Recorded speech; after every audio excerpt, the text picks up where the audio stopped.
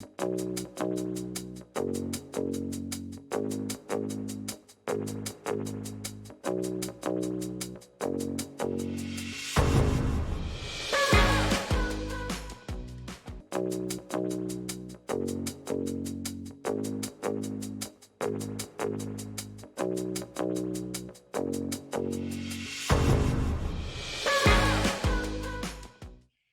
everyone. Welcome to our second half for Hunter's Gathering. I'm your producer and host, Markia McCarty.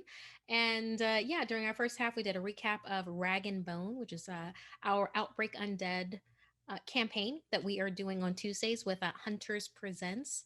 So, very much recommend going ahead and checking out our first half of this particular show and then also Rag and Bone in general. So, what Hunter's Gathering is that it's your one stop chill stop for what goes on behind the games. So, everything from game design, art design, music design, everything that we do at Hunters Entertainment and beyond type of a deal. So we are doing giveaways for Hunters Gathering, gatherings giveaways type of a deal. And last week, what we did is that we had a movie watch along of kids. It was a Kids on Bikes movie watch, and we did Vampires versus the Bronx. So that's probably still available for you on Netflix if you're a Netflix person. I think you can also rent it if you are not.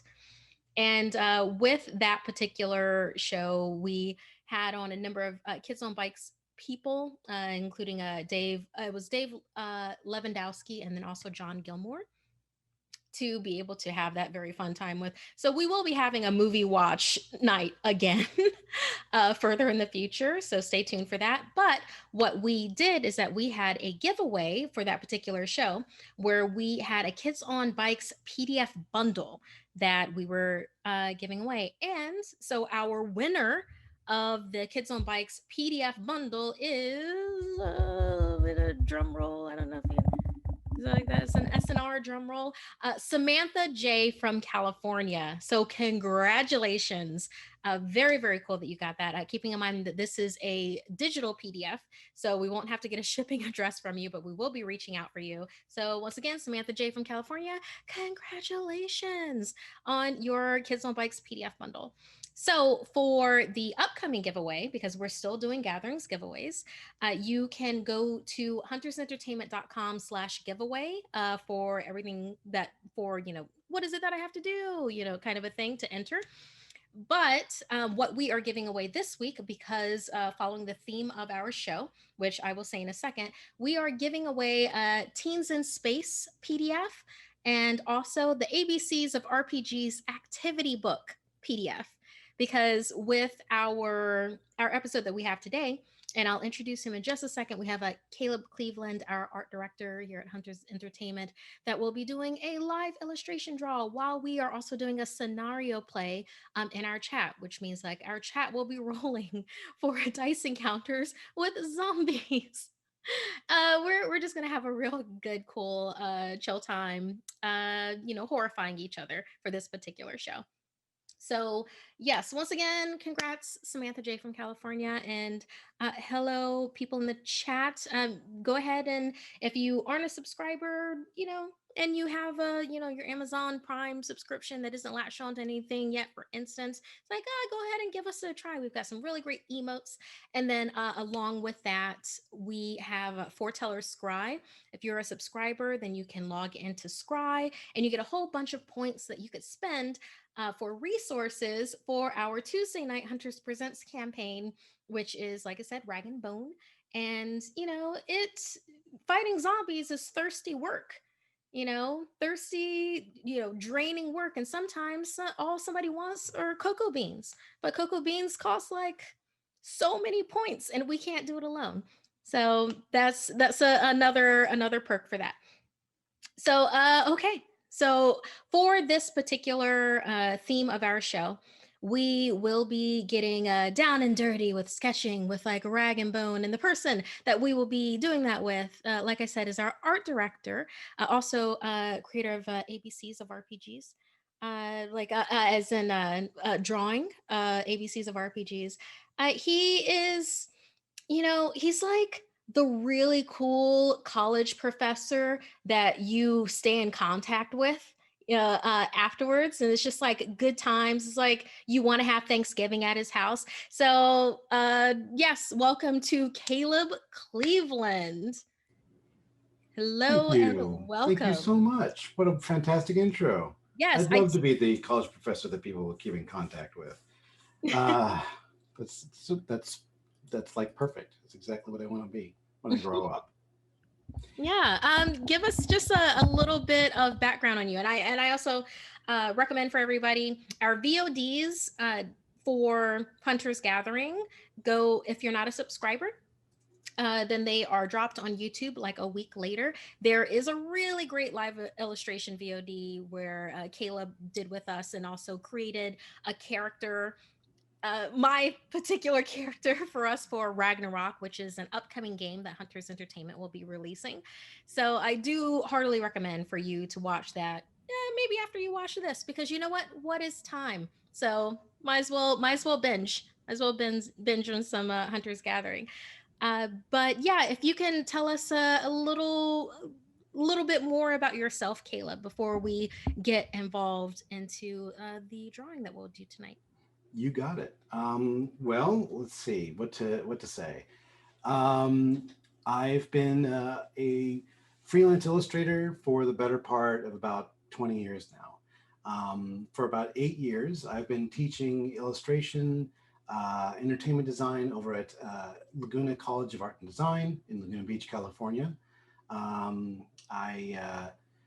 I've been drawing my pretty much my whole life, but what really makes me happy is telling stories with art and learning more about how to refine storytelling with art and trying to take what I learn and share that with others, which is why teaching is so much fun for me. I've always had a soft spot for fantasy. When I was a kid, I was really imaginative. I guess you could sort of say that a lot of imaginative kids who spent most of their time world building were kind of lonely, but I loved doing it, and I love even to this day I kind of can recall really fondly all the times I spent playing sort of mind games like Dungeons and Dragons with my friends and um, using or inventing whole worlds, universes, mechanics, rules for magic, that sort of stuff. And now I get to sort of use that as my career. That's my it's my living, and I really couldn't be happier. I feel very fortunate, and especially since coming into contact with people like Ivan Van Norman and Hunters Entertainment, being able to sort of express that love in other innumerable ways by bringing other artists into the fold so that they can tell their stories and share what they know. It's one of the best things about being an art director here at Hunters. Um, and that's, I guess, sort of what all I have to say. I feel like it's I'm still learning. I'm still a student of art, and I learn more every day. But the people who teach me the most are my students. So I feel that's a really it's a really great situation that I find myself in. Excellent. Oh my gosh. Oh, I love it. Yeah, like I said, the college professor that you want to stay in contact with. I mean, besides like the art director you want to stay in contact with also. Please do reach out, ask questions. I go on long-winded tangents on social media about uh, you know all kinds of artistic decisions. Feel free to pick my brain. I love stuff like that. It's great. And in the chat as well if you feel like it. Yeah, yeah. We've got a really great community. Obviously, y'all that are in chat right now, but also if you're not part of our Discord yet, give that a look. See. Also, we're on the usual social media, for Instagram and then Twitter. And TikTok. oh, are we? This is news to me. Well, Are we? I'm not the TikTok like maven Uh-huh. that our tech director and business manager JB Jora is. Mm. That guy is crazy hot right now. Just check him out. It's his name, JB Jora. He'll probably post it in the chat. He's especially proud right now of a particular TikTok that he just recently posted, where he engaged the entire community, showing you how not to cut a pepper with a spoon. It was just unbelievably brilliant, and he's been getting a lot of really good engagement off of it. I love that. We gas each other up here on here at Hunters Entertainment. Love it. So yeah, so what we are doing today, like I said, we're doing a live illustration draw. It's going to be Outbreak Undead themed. In particular, what we've decided with this is a portrait of our Rag and Bone characters. So this is our Tuesday night campaign of Outbreak Undead. So Caleb will be live drawing this while the we'll be doing a scenario play of Tri-County Precinct, which is actually you can get it for free right now. Just letting you know, there's a number of things that we do here at Hunters Entertainment to expand your gameplay experience. If you go to drivethrurpg.com, or actually if you go to our website huntersentertainment.com, you can check out our newsletter, and we have something called Free Content Fridays. And for that, it's it's literally what it says. It's free content that you can digitally download. So for instance, let's say that you bought Kids on Bikes and you really love it and you're like, oh, this is so great, I've done everything in here, or I wish there was more. There is more, because monthly there is some other addition that we add to our games. For instance, Outbreak Undead is one of the additions that we're adding in November of 2020. Kids on Bikes is another. So it's really worth it to go ahead and sign up for our newsletter, if only to get the free games. And then maybe you just like us as a community and you decide to like hang out somewhere. So we enjoy that. We enjoy that also. That is really cool. But for the particular scenario play that we will be doing, will be if you go to, I mean, you can pull it up at any time, but it's Drive Through RPG. You'll particularly want to go to the Outbreak Undead second edition intro manual, and it is the sample scenario that you will find within that. And like I said, it costs exactly $0 to go ahead and get. So you might as well at any time. And then you can also have that intro manual to Outbreak Undead and get like another perspective into our Tuesday night campaigns. So yeah. Okay, so what you will be seeing on your screen is Caleb will start with his portrait of our characters for Rag and Bone. And those characters are Lampwick, played by Luis Carrazzo, Achira Sampson, played by me, Markia McCarty, Juniper Song, played by Michelle Wynn Bradley, and Abigail Rose, played by Melee Damage. And our GM is Knox Weiler Birth, who you may know from Scabby Rooster, and then hopefully also here from Hunters Entertainment. So with this, we would love for y'all to be doing, just have fun with this. We not only want you to be doing dice rolls with us when we get to like encounters with this particular scenario, and we'll see how far we can get in the time that we're going to be spending together. But not only that, but go ahead and if you have questions in relation to Outbreak Undead or like art direction in general. I mean, we have Caleb right here, who is like such an expert when it comes to things art related, and then also bringing together a team, joining a team, leaving a team, and all of this, and all of the art aspect of things, and has an amazing eye also, where it's like go ahead and ask those questions. Along with that, if you want to influence some of the portrait draw that's going on, like keeping in mind the last live illustration thing that we did with Caleb, y'all amazingly influenced my character of Carthusis. I don't think those wolf boots or that piranha cape would have happened without the chat's voice in there. So yeah, if there's a certain way that you're seeing Lampwick, or your Lampwick, who's like a con man, a grifter, con artist, blackmailer, if there's a but yet has a type of honor like presence to him. So I mean, if you're seeing him in a certain way, if you're seeing a Chira Sampson, who is she's a loner that is starting to cast in her mind her idea of family onto people that may or may not deserve it. She's like a total rogue type of a person. Then, if you see her in a different way, let us know in the chat. We have Juniper Song, who was born during, the zombie apocalypse. Keeping in mind the zombie apocalypse happened in 1995 up to this point. So it's like 1995 to 2020 was all zombie apocalypse. What does that look like now? That's what we're working with. And Juniper Song was born during that time. So she's only known the zombie apocalypse. So it's like, is there certain ways that you see her? And then Abigail Rose, who was a former nun, and is now traveling with, this ragtag people that are taking jobs on the fly and, giving out, giving out sass, giving out Molotov cocktails uh, to Giving out zombies. beatings. Right, they're giving out beatings. It's an interesting crew. And then if there's a certain way that you might, for instance, want to see our GM, I mean, I know Caleb already has ideas, but it's like, feel free to, how do you want to see Knox? It's like, go ahead and hit us with that also. So yeah, we'll be seeing this live illustration while we're also setting the mood with our scenario play for Tri County Precinct. But we can be a little, definitely more interactive in this part of the show, which I love.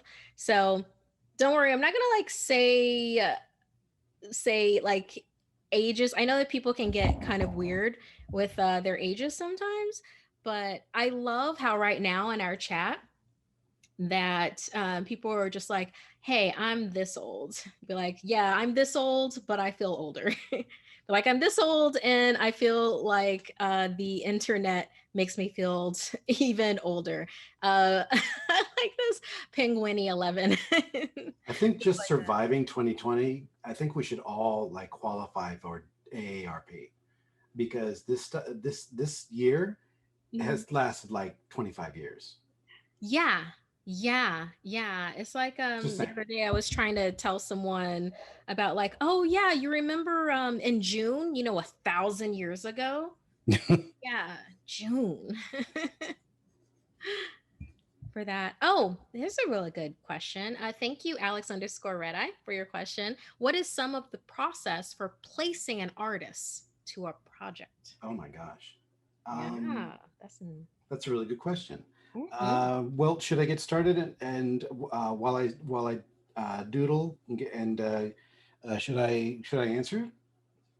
How do you Yeah, feel? yeah. Go ahead. Go ahead with your doodle, and then when you're like, you can let that percolate, Okay. and then go ahead and feel free to answer during your own time. I will do my utmost to remind you about it. Let's JB, our tech wizard, could pop that question into chat for me. That will also help me remember. And let's go ahead and also start looking at Tri County Well, Precinct. here's a really quick question. How Mhm. do you who out of the four characters, Lampwick, Juniper, Achira, and Abigail, who's the tallest, do you think? Ooh. In my head, it was Abigail. Is that weird? See, no, I feel well. Plus, I mean, melee damage is still. I mean, she seems like she would be very tall. I only see her sitting down. She's got this very slender frame. It looks like she would be like 6.5 feet tall. So I do feel like she's like an Amazon. And I I've do. I've I've hung out with her socially, and she's not an Amazon, but I do. Okay, in my head, just everybody's my height now. Like it's stunted How, everybody's growth. well, how tall are you? Okay, that's a personal question. Um, Oh, I'm basically 5'5". right on. Basically, it's like 5'4" and 3/4. Well, I'm It like was five five seven. five So on the my two of driver's us, license. like You're if 5'6". no, I'm like 5'7". So, but I could be Okay. like if you stood on my shoulders and we could put on a trench coat, we'd be one human being. And so that's the way I feel. And it's because my wife is nearly 6 feet, and like Nice. well, it's just like, you want me to reach that for you, honey? It's, oh, is that too Yeah. tall? You want me to get a step stool That's for you? awesome. You have someone that you live with that can reach to the top. What I have, I see no problem with Markia, this. is somebody that drags me to hell on a daily basis because I was born a Smurf. Oh And no. no, this is the genetic betrayal that is my legacy. And it's like, I'm just, I have two daughters and they're both going to be taller than me by the time they're like 13. So I need to learn like Krav Maga or something like that because I am weak. And this is Alex is with me right here because I need to get tattoos. I need to bulk up because I am tiny. Anyway, I'm getting off topic, but I just want to let you know this is a personal attack Okay. that, that I feel like you To and I have we need Abigail to be on be the the same taller. side here, Markia. And I Oh feel like, my gosh. you know, I, I guess I don't think about it like that because literally, yeah, I'm 5'4", 5'5", 5'4", 5'5", you're 5'5". fine. It's like, but the two of us So need to I'm be 5'5", but it's like we need to be on the same side here. My wife I always think I'm is taller than I am. one of the tall folk, and I'm like a hobbit. And this, it's just dang. That's all. It just stings. That's all. Anyway, Oh, I'm gonna go back yeah. to drawing. I mean, I Yoink. personally see Abigail as I'm very curious what the chat is going with this. Oh, and welcome so many awesome people in our chat. Yes, thank you very Resbeck much. 390 talking about the piranha cape. Smokebeard, hello. Monty DL, hey, thank you for the sub and welcome to Hunter's Yes. Gathering. Yeah, and we're basically yeah doing a fan art episode that our That's art it. director that does and places artists on projects. It's This is fantastic. what I want to do. This is my dream job where all I do is I I hire artists to draw things and then I riff on them. That's it.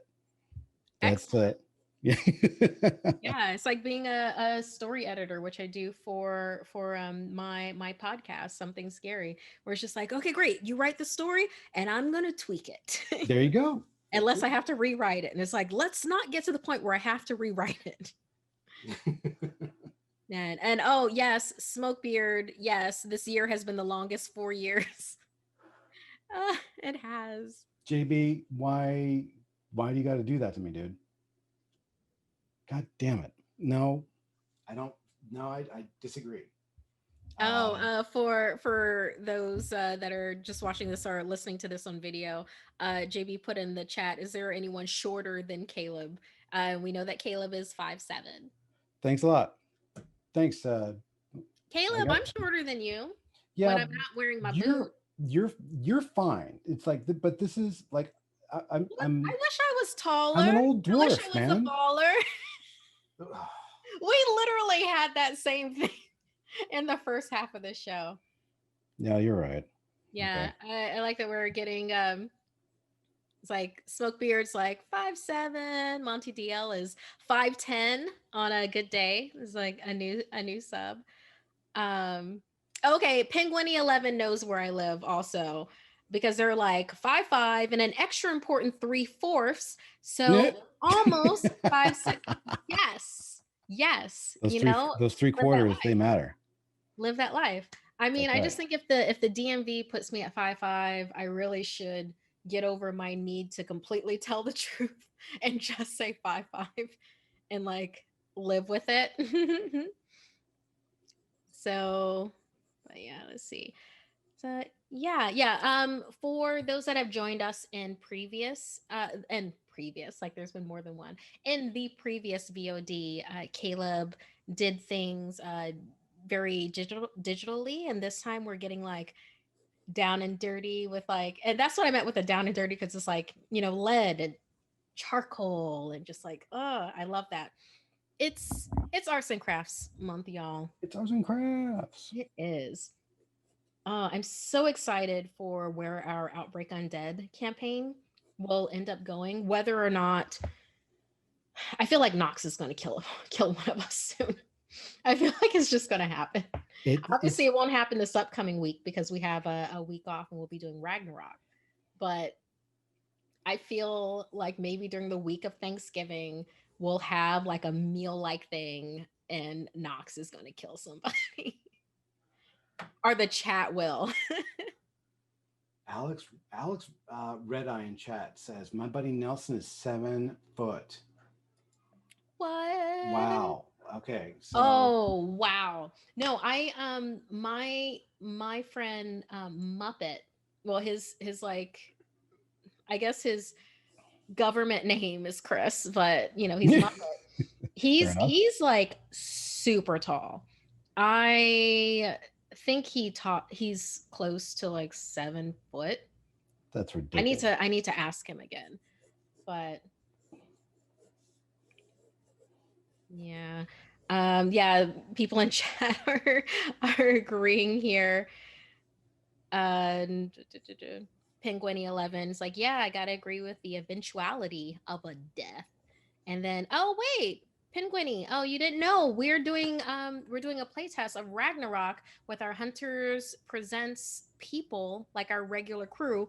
We'll be doing that this upcoming Tuesday, like 6 p.m. PT. So you'll have Michelle Wynn Bradley, Melee Damage, Luis Carrazzo, and then me, Markia McCarty, will be doing Ragnarok. And I buried the lead here. Ivan Van Norman will be GMing it. So, I mean, that's going to be a real fun show to It's go gonna be ahead and crazy. that's going to be crazy. That's how we do here. We do relatable crazy. That's like that's one of the taglines for Hunters Entertainment right there. Relatable crazy. Uh Relatable crazy. and then y'all need to stop. Y'all are bringing up location hazards. I love it. Location hazard is what Markia needs. Alex, like, bro, I do. Um, yeah, one of the things that happens with my character, Chira Sampson, like she has a number of talents because she's like a rogue, you know. But the most important one is the fact that she's like tier 3 in acumen.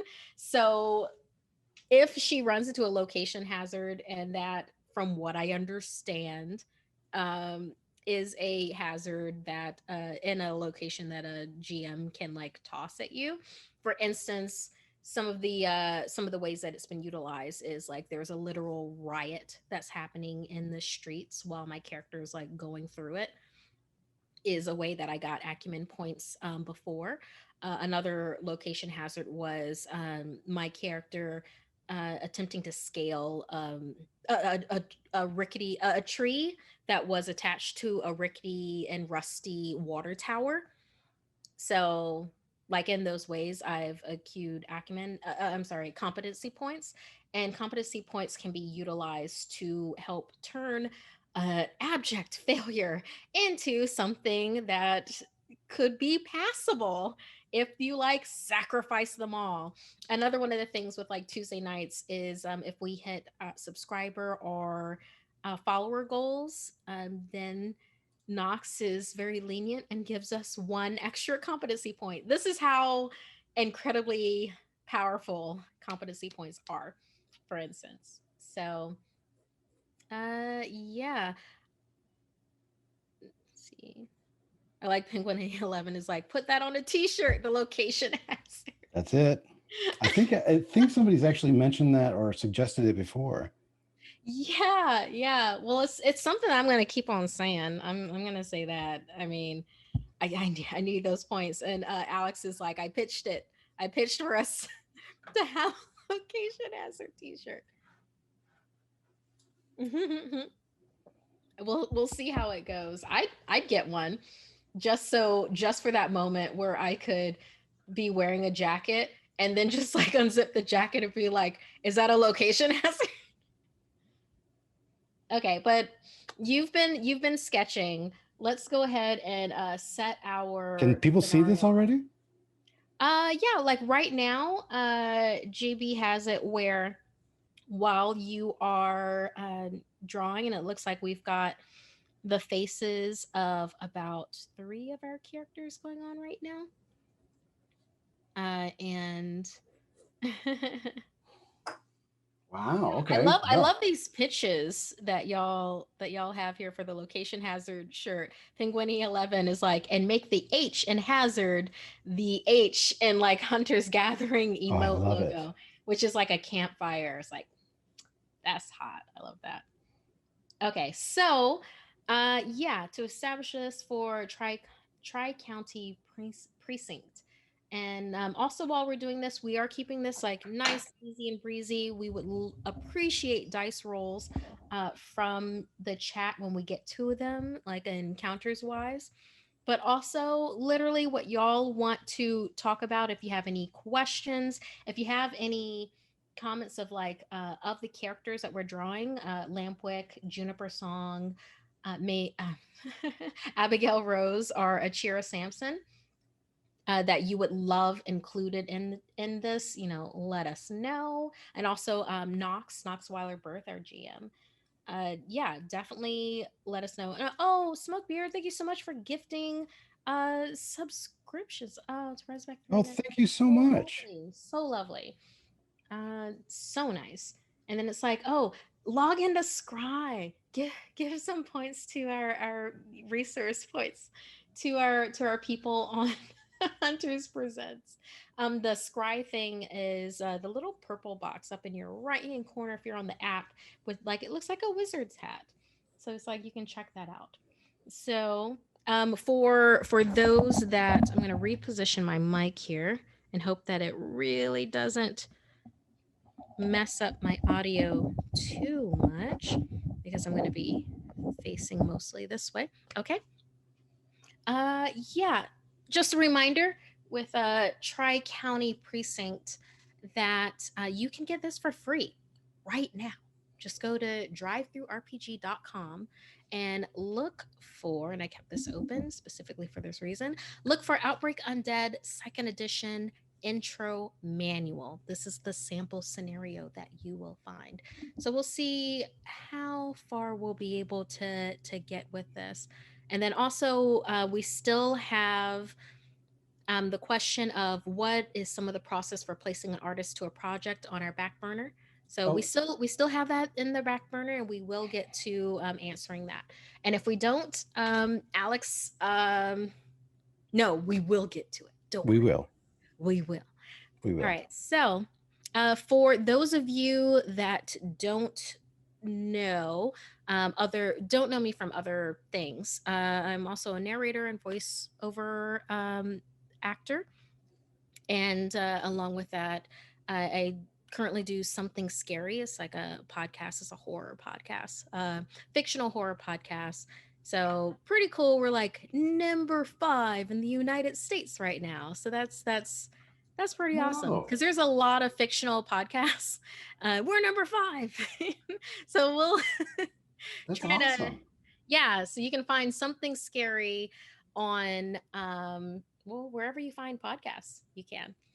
And it's, yeah, it's user submitted horror stories that we adapt for the podcast. We also, if you go to youtube.com/snarled, we do animated horror episodes. This is a weekly show.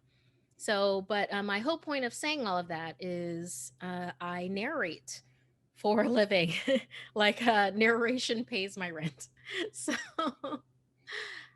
so yeah, let's go ahead and set this stage with welcome to Tri County.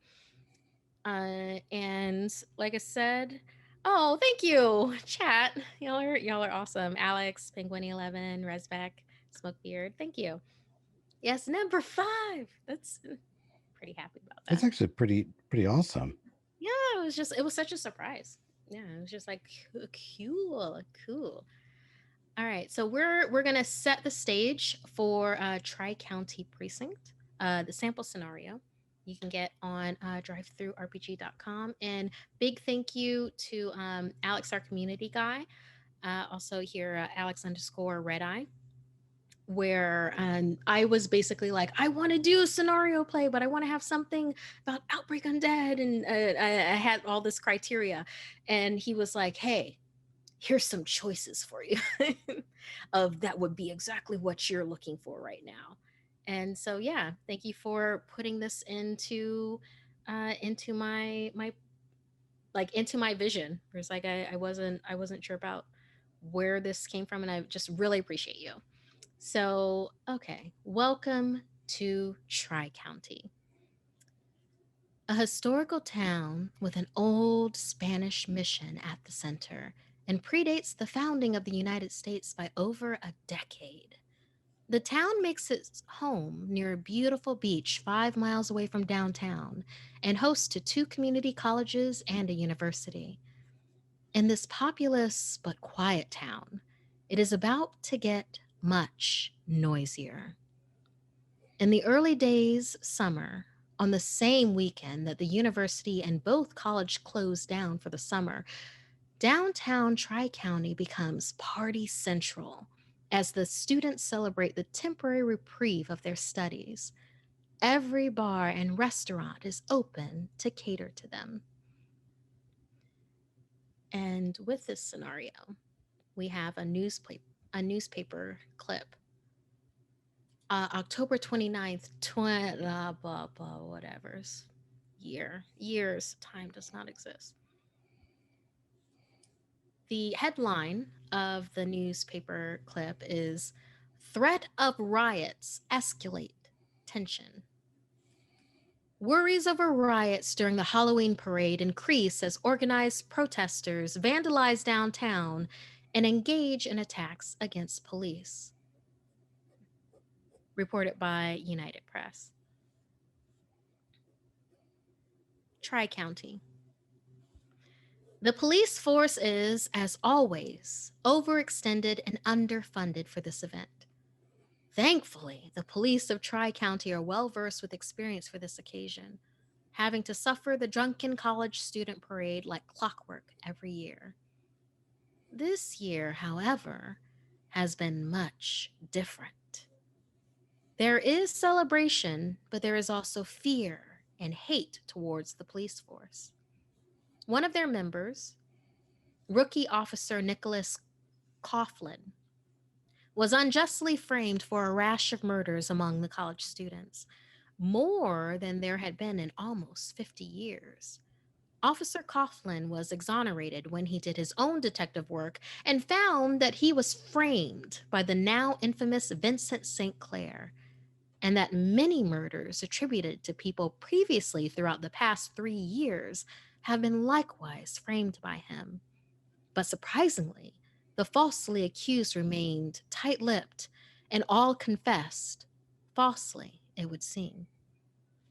Despite that discovery, there were many who cried police cover up in order to protect one of their own. And indeed, there has been damage control for their public image. But the public outcry for Officer Coughlin has been gaining in strength. Even members of the force are giving him sideways glances and speak privately of his dealings in the past with the elusive and dangerous Vincent St. Clair. And if Officer Coughlin is even to be believed, even if they thought he was innocent, they want Officer Coughlin gone, if only to save the face of the beleaguered police of Tri County. Tensions run high between the student body, ever passionate, and the faltering image of the police of Tri County. The drunken students use their strength of numbers and their simmering rage towards the police to spill into violence. The levity of the occasion degenerates into brawls and fights. The hospitals begins to flood with injuries of an increasingly vicious nature, starting with bruises and minor lacerations, but soon arrivals of people with grievous open wounds began to displace the lesser injuries.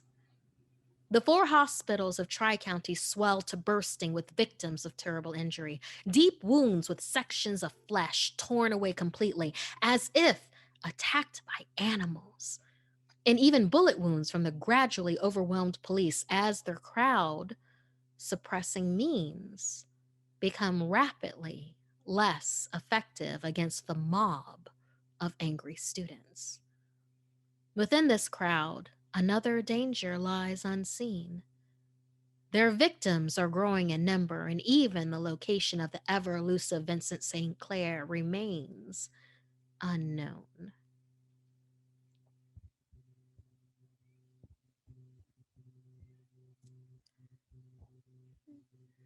So that is an extremely potent stage setting Well that happened done. for this. Oh, thank you. It's this article. Um, extremely potent stage setting for this, so that you know where the world is right now. If you continue with this scenario, you see that they have it's for 4 to 7 players, and for this in particular, they it comes with 7 pre-made characters that you can utilize for this. Um, and with this, unlike our rag and bone people that Caleb is drawing right now, they are good examples of the kinds of people that could be thrown together in such a situation. And it seems like they're more on the side of good than our characters are. For instance, there's Sai, a rough and tumble survivalist, a strong individual who happened to be in the wrong place at the wrong time. Gary Hasterfield, a crusty, good natured veteran who busies himself with odd jobs. Officer Nick Coughlin, a rookie police officer who is currently paying for mistakes he made and some that he has been falsely accused of. Lieutenant Tyler Gooden, a long serving correctional officer and teacher by trade who is tough inside and out, commands both authority and respect. Inmate number 72834, the only person of the group who's seen a glimpse of the horrors that lie ahead. The inmate should be played by a character with the most role playing game experience, as the character will have many moments to embellish. I will tell you right now, I would gravitate towards inmate number 72834. Samantha Sammy Rosen, a nurse who is called back into duty just a couple of hours after her shift ended. And last but not least, Sergeant Frank Reyes, a sergeant and a wise mentor to rookie officers, as well as being a capable leader. He has a recent injury to his leg that keeps him from the field, but obviously not out of service. So with this and with the sample scenario, there will you can actually have like the sheets for these characters, starting equipment, and so on and so forth.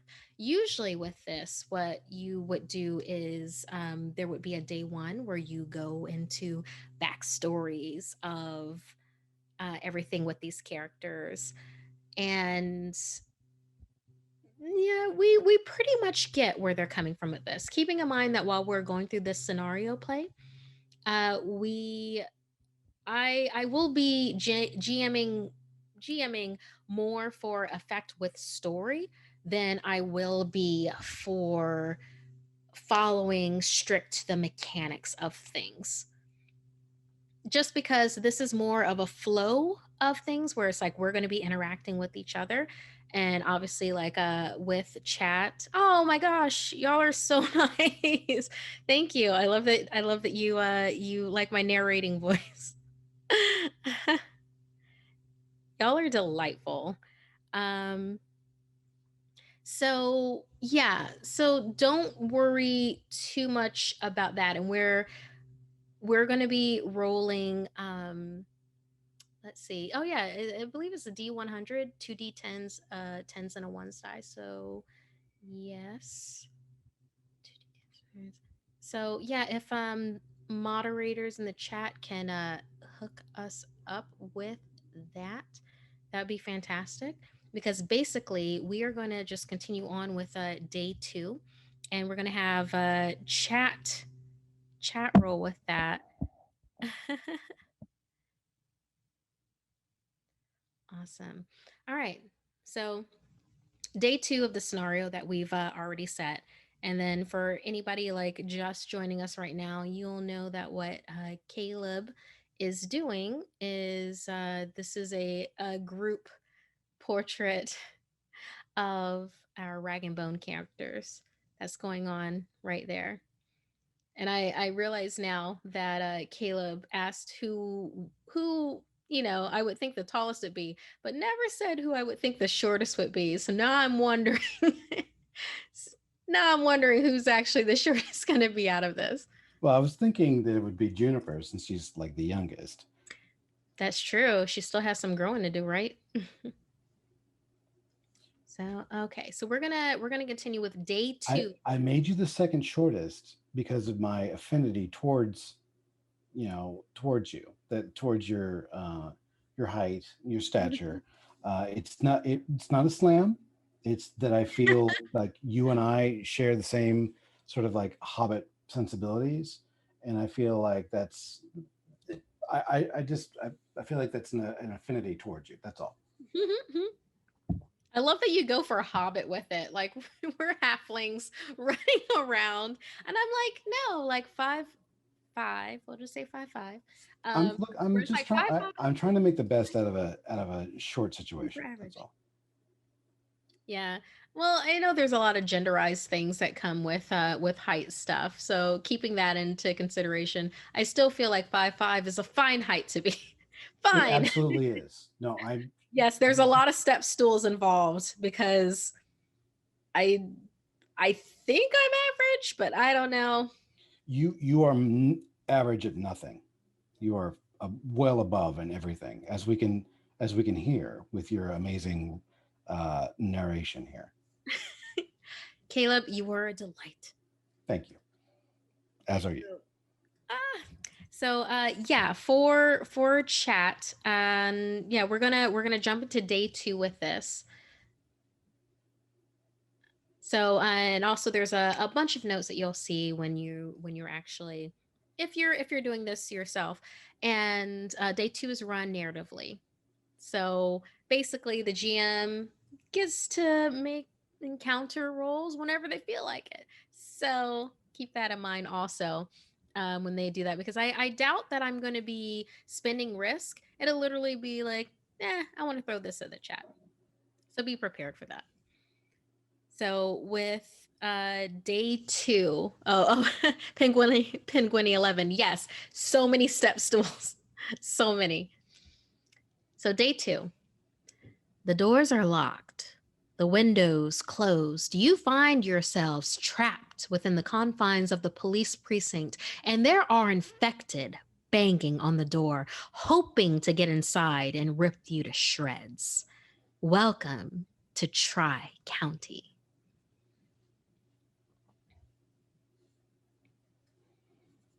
Okay, so basically, the encounter is enemy at the gates. You're barricaded. There's a rhythmic pounding that is going on whatever it is that you were able to actually barricade those doors with. Perhaps it was an old filing system. Perhaps it was chains. Perhaps it was bike chain from the bike cops that had, everybody laughs at them until you need a chain to block a door. But you know what? It's only a matter of time before the glass cracks completely, and those that are outside, hungering for you, will be within. The only exit is through a side access to underground parking garage to the front. It says those that volunteer to go will exit towards that parking garage. Oh, and parking garages are a thing, aren't they? So let's go ahead and make this our first roll for chat. We'll see how we can definitely work this out. I love how our chat's like, hey, what are some other things that we can do? Smokebeard is like handcuffs would work. Hardened steel has its benefits to be able to on that, keep that door uh, close. Penguini 11, the top shelf of cabinets are useless.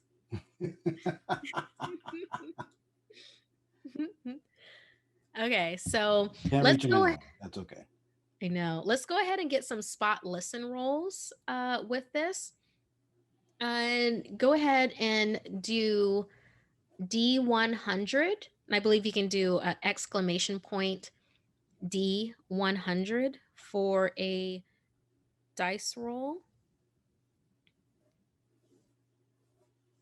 Okay, Smokebeard got one in. Oh, beautiful, beautiful, nice low roll. One thing to keep in mind with this particular game, low rolls are good. Low rolls are very, very good because something that Outbreak Undead does is that it is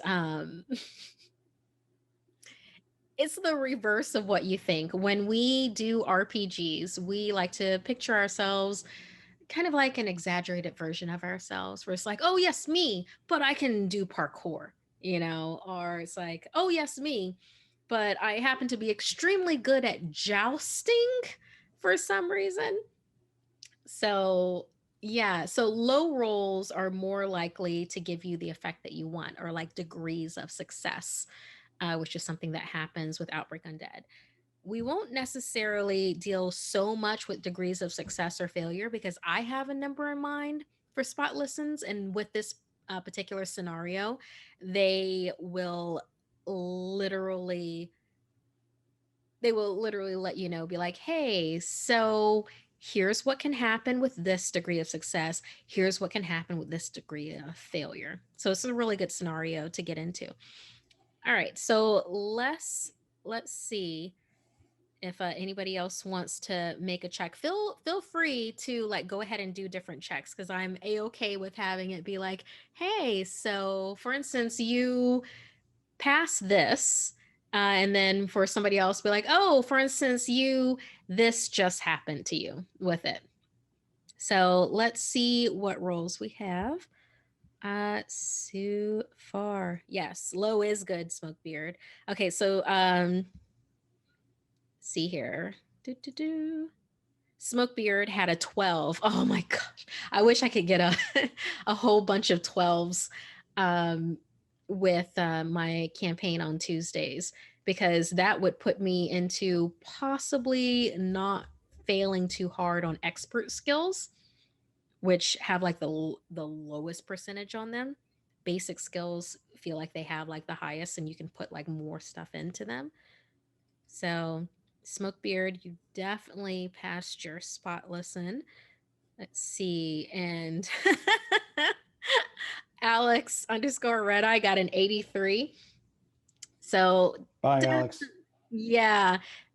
So Smokebeard's character was, and I think everybody else's, oh, Penguiny 11 rolled a 32. Monty DL. Oh, I think Monty DL is rolling at home. Excellent. Got a 27. Oh, right. Okay. So I had this set at a 33 or below. So looking at this, yeah, because Penguin he got a 32, Monty DL got a 27. So it looks like only Alex in the party. Alex's character, and we'll just go ahead and Oh give. God.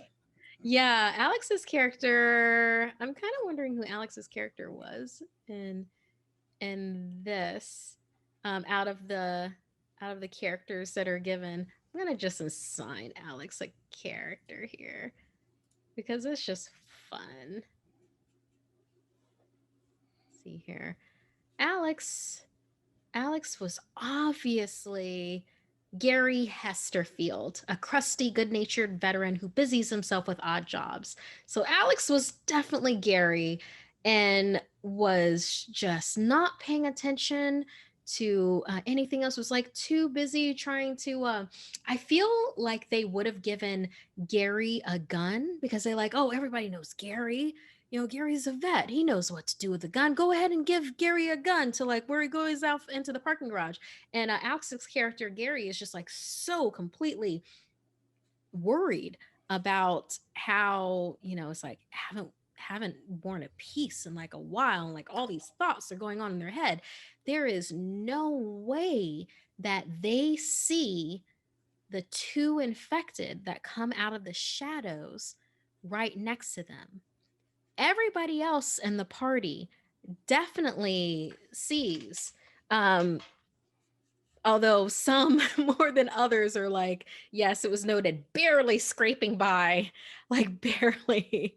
Monty DL and Penguiny 11, like barely scraping by with a 32 and 27. But hey, A W is still a W. It's normally it would be like just a passing, but in this case, so Alex in chat, if I can have you go ahead and roll another D100, I need to see how invested these infected are on you because everybody else sees them, and Alex's character Gary is still struggling with having worn a piece for the first time in a while. Oh, okay. All right, so Alex just rolled a 29, scraping by, but it was definitely what you needed. And Smokebeard jumped in and rolled a 28. Okay, so what I'm going to say with this is that Smokebeard's character definitely had spotted what was going on with the infected, of them moving out of the shadows, of, this noise, of the dragging and scraping of shoes. Not enough to echo, but enough to notice. And because of that, Smokebeard, Smokebeard's character is able to reach out and grab Alex, pulling them into the shadows. Just these two infected start straggling past our adventuring party. They like stop for a second and look around, but apparently they're not seeing anything right this second. So, if I can have everybody who wants to play right now within this encounter, I'm going to need a stealth roll from the party. So, that's going to be another um, exclamation point D100. And let's see if I can kill any of you real quick, or if you're going to get out of this encounter alive. And for those wondering, I'm still setting this at a 33. I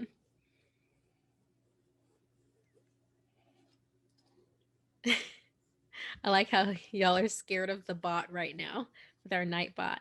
So we have Alex has rolled a 25. Oh, Monty. Monty rolled a 99. Let's see. Penguini, a 77.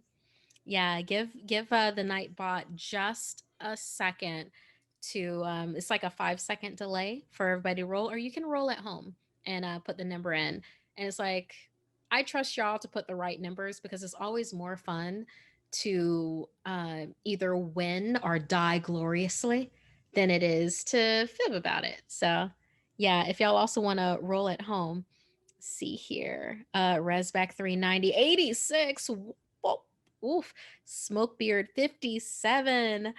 Oh, okay. So yeah, what I'm reading here is that Alex got saved by Smokebeard, but I think I have a roll. Yeah, but Smokebeard kind of had to sacrifice something. Monty, oh my goodness. Oh my goodness. Welcome to your first night with Hunter's Gathering. I hope you enjoy your death. Chew toys. I like this. Resback 390 is like a blame Alex shirt now too. I like this a lot. Okay. So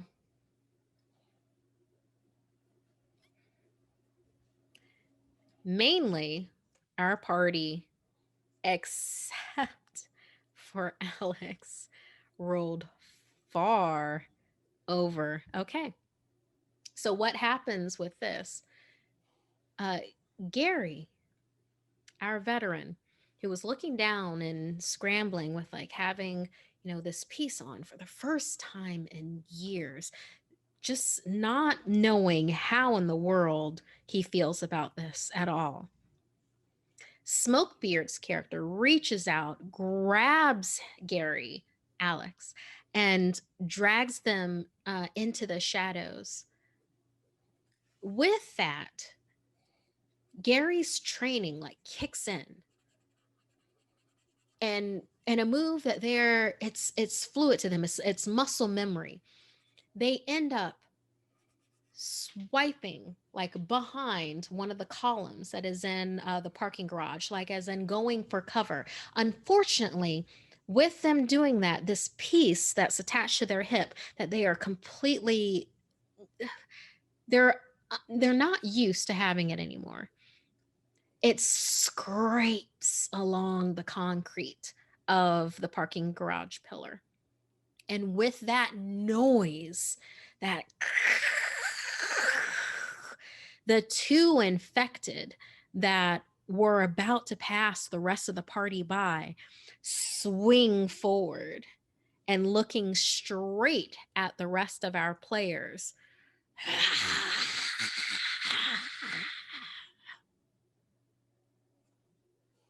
The rest of our players see that these undead were former police.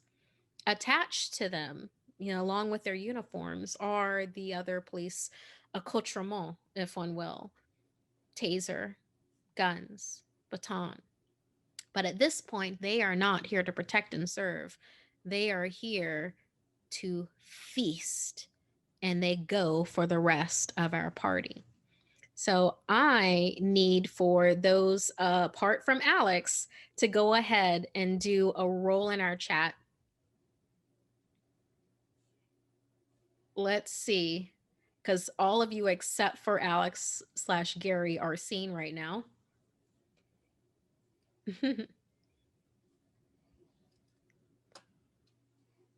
Ooh, smoke bearded 10. Monty DL.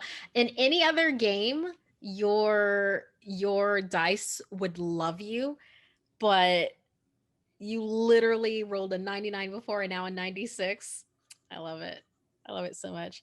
Resback 37. Okay. Okay. Penguiny 50. Oh my gosh. Oh my gosh. Oof. Oof. Yeah. Alex, you put the rest of your team in such a spot. I love it. And I love with Caleb with your drawing right now. Um yeah, Lampwick and Abigail there. Oh, thank you. Yeah. Yeah, it's It's coming like, along. yeah, I enjoy how I can see, our players, our actors in it, but it's also like, no, these are apocalypse people. These are apocalypse people too. They're They're not. apocalypse people are people too. Yes, yes they are. Okay, is that all the roles that we have for this at this time? Mm. Okay. So,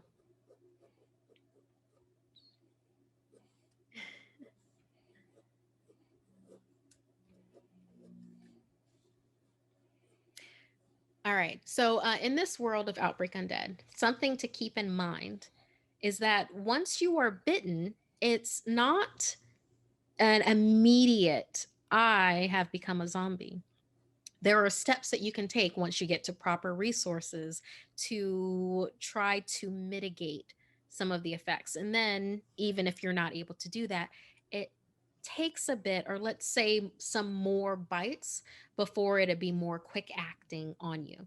So, this is what I'm establishing for this particular scenario. The players that most definitely got attacked and bit uh, during this, I set this a bit higher. I'm sorry.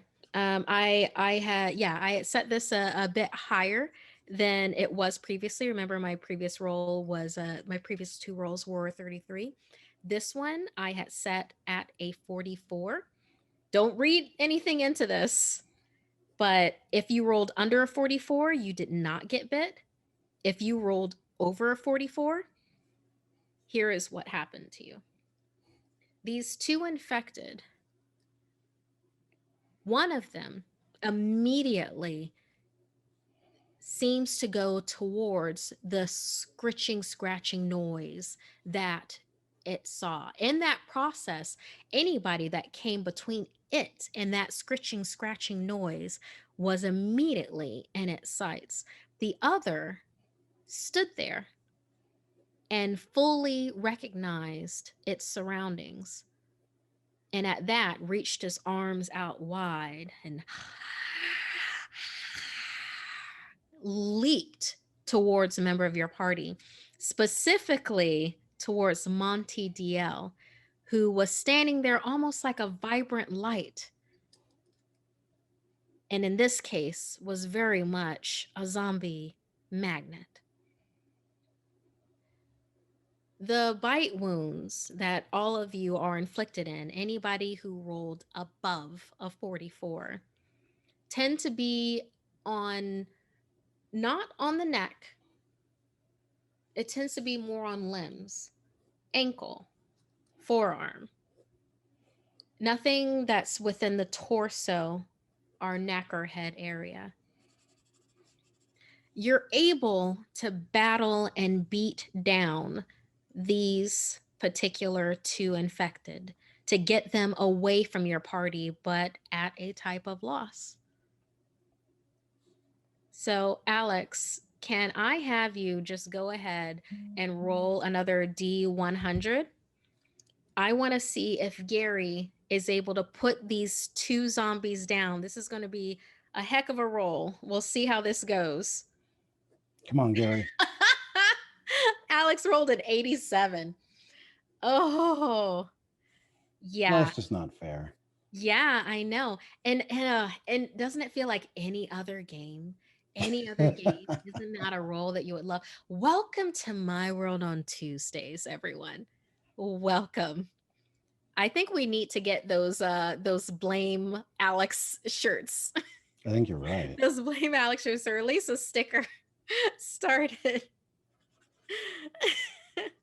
I love that people in chat, Penguiny11 is like, cut my arm off, quick. Smoke beard, effing Gary. Freaking Gary. It's like, damn it, Gary.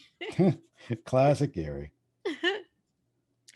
Gary is so passionate at this point, like not even realizing that the undead came towards the party because of the scratching of the pistol that happened against the concrete pillar, but just saw that they're lashing towards us, that they're biting and scratching. People are doing their best not to scream, and Gary pulls the weapon that was just given to him.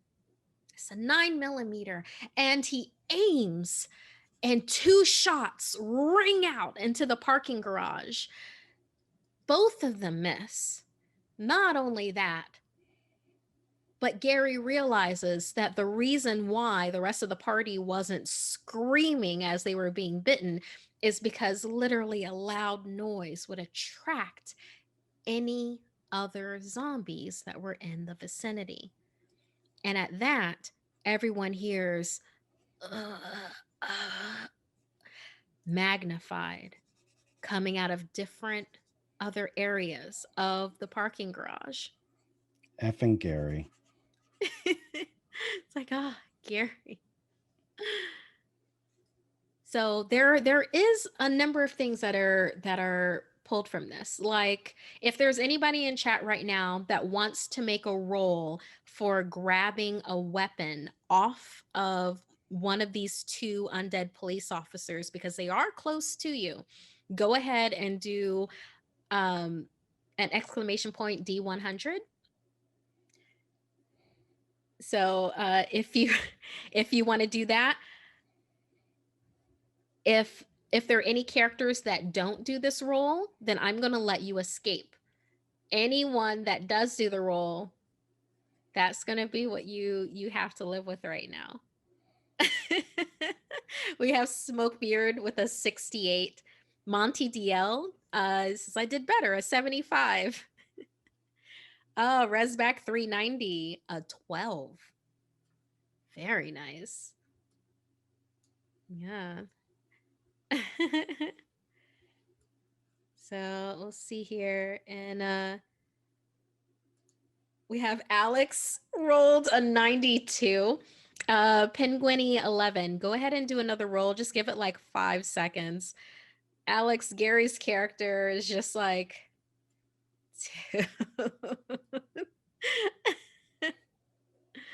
I love this right now.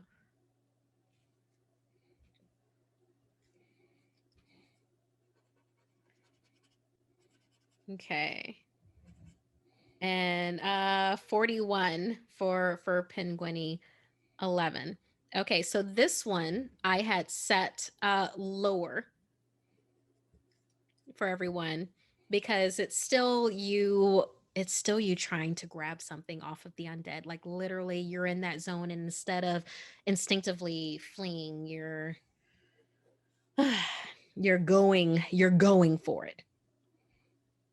So with that, Resback 390, you most definitely um, was able to snag a 9 millimeter service standard issue pistol from one of the two undead former police officers.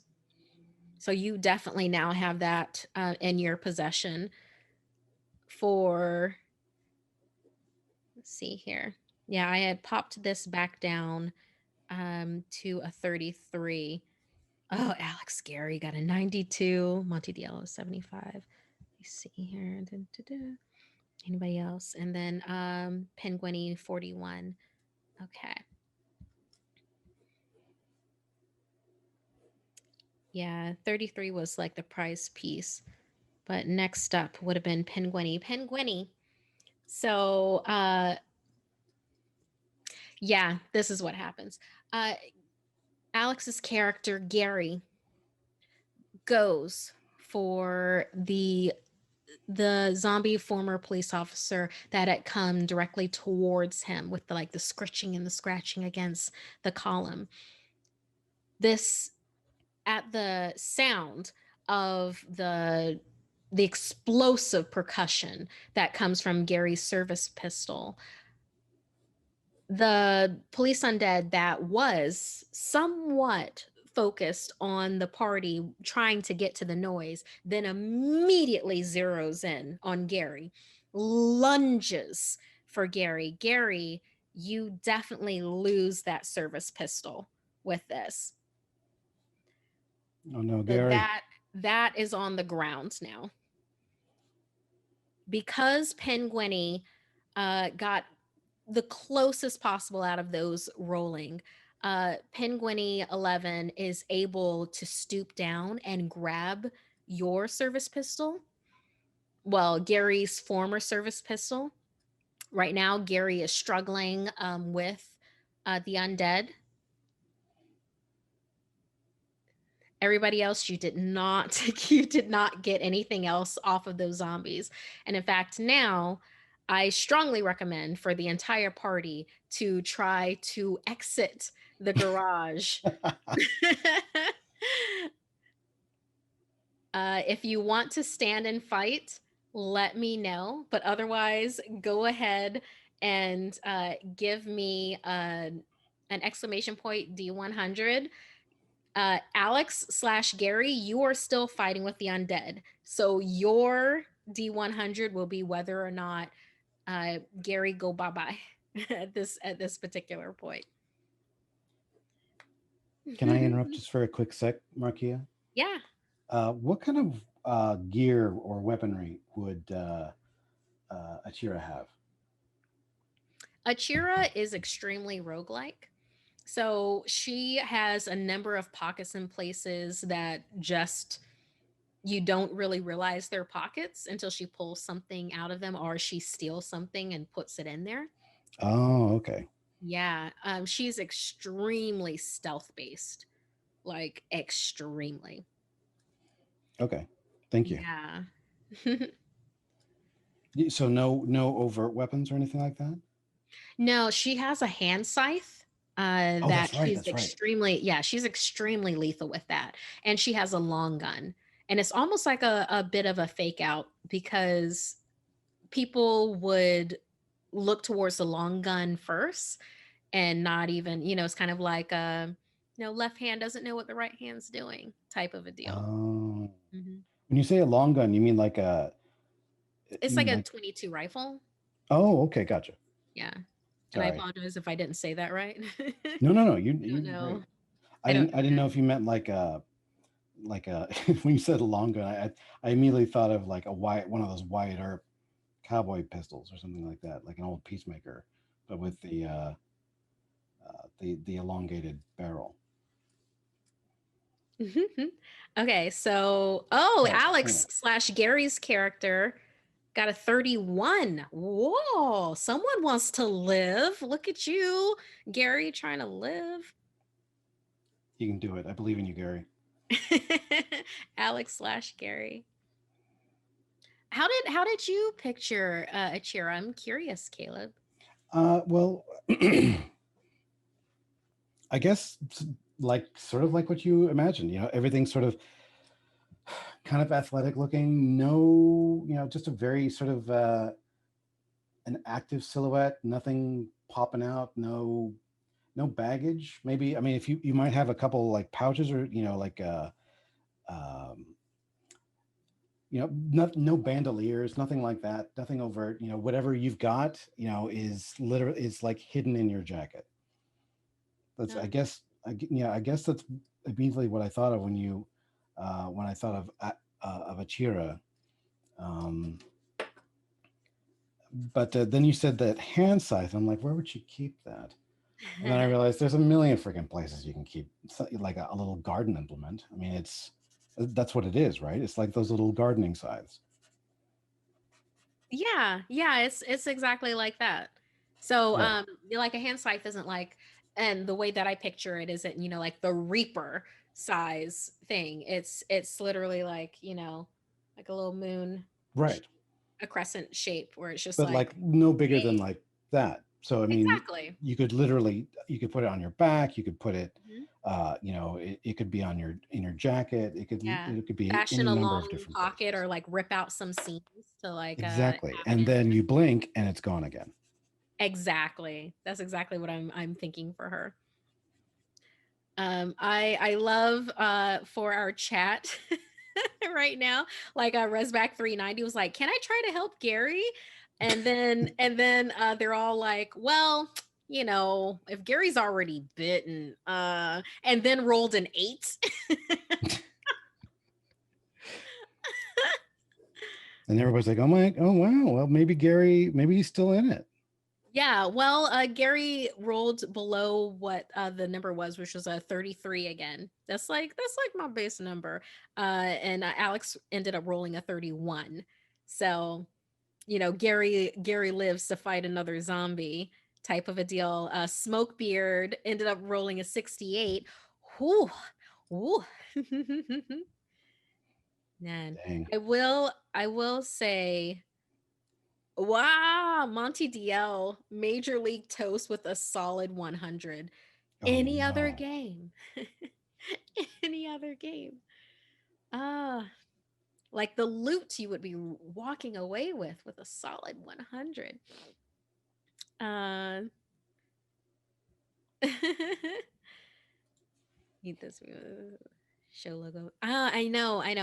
The chat room is really loving the progress of our rag and bone Oh, thank you, portraits chat. that you're doing. You're very kind. Yeah. One of the asks is a show logo above the characters. I can do that. I don't know if I'll be able to squeeze it into the aspect ratio that I've got here.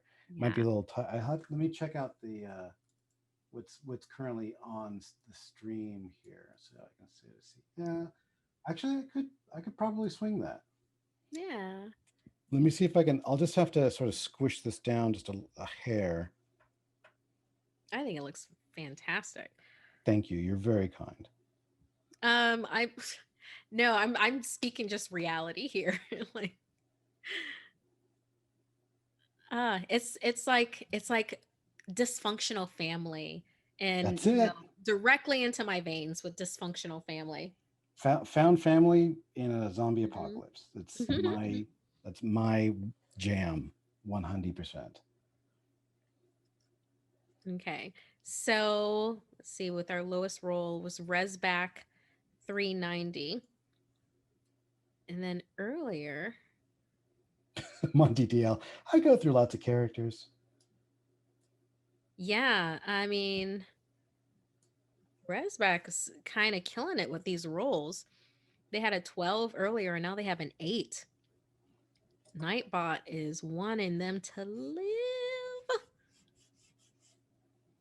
Now these are Nightbot generated rolls, right?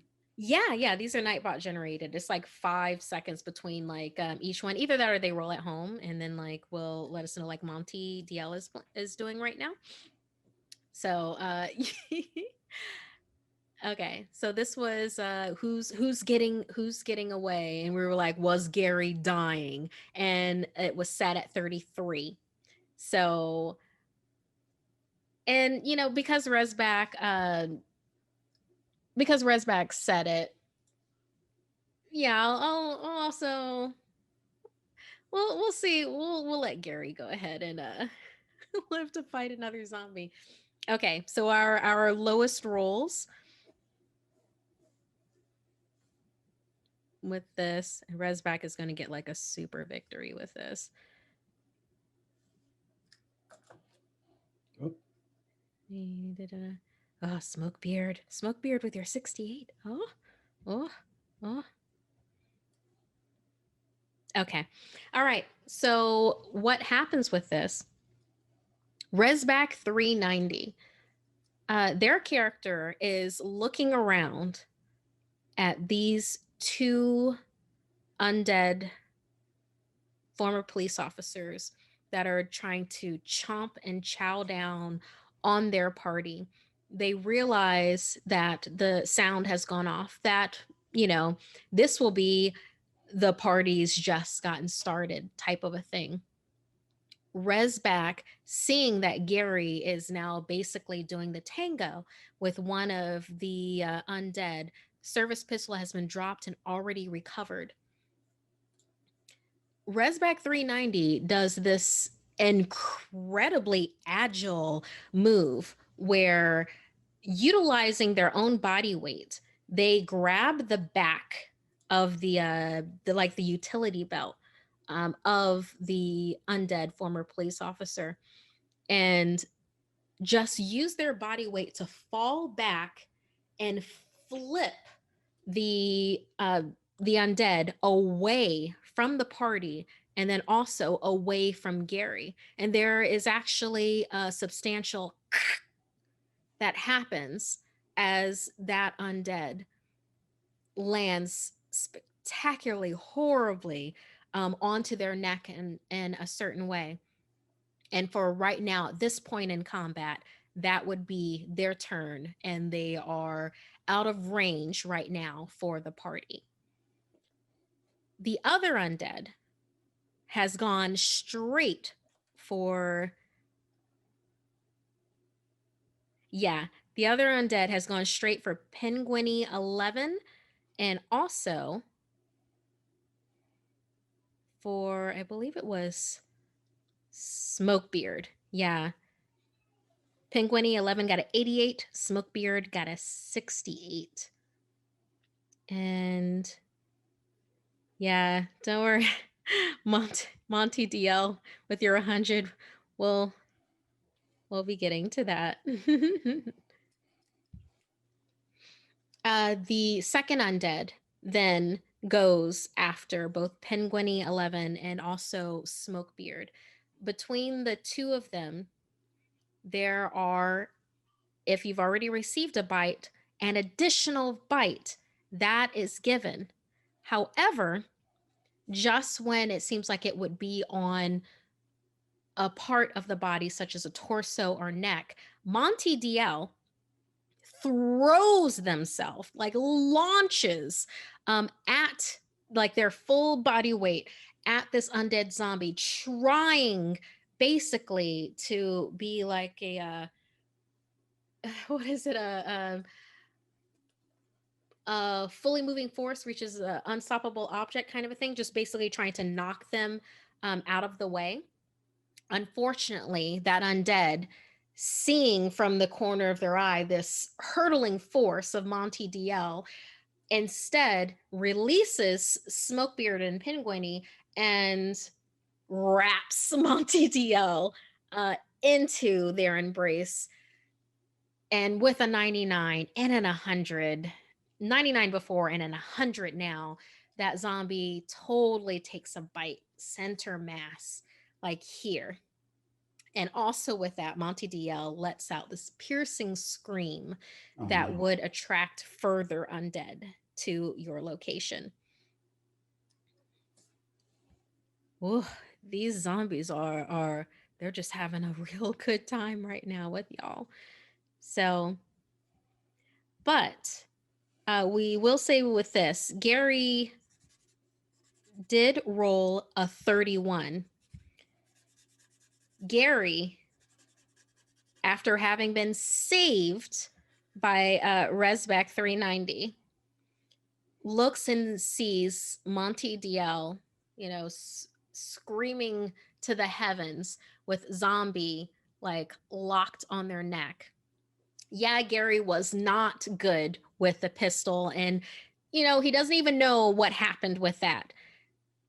Gary pulls an extendable baton that he's always kept with him and is very efficient on, reaches out, slings pressure points onto the zombie that has locked around Monty DL, which causes, because that's not about pain. That's literally about pressure points to like release, uh, you know, to just like you can't help it. It's like when you get your knee hit, it's a reflex reaction.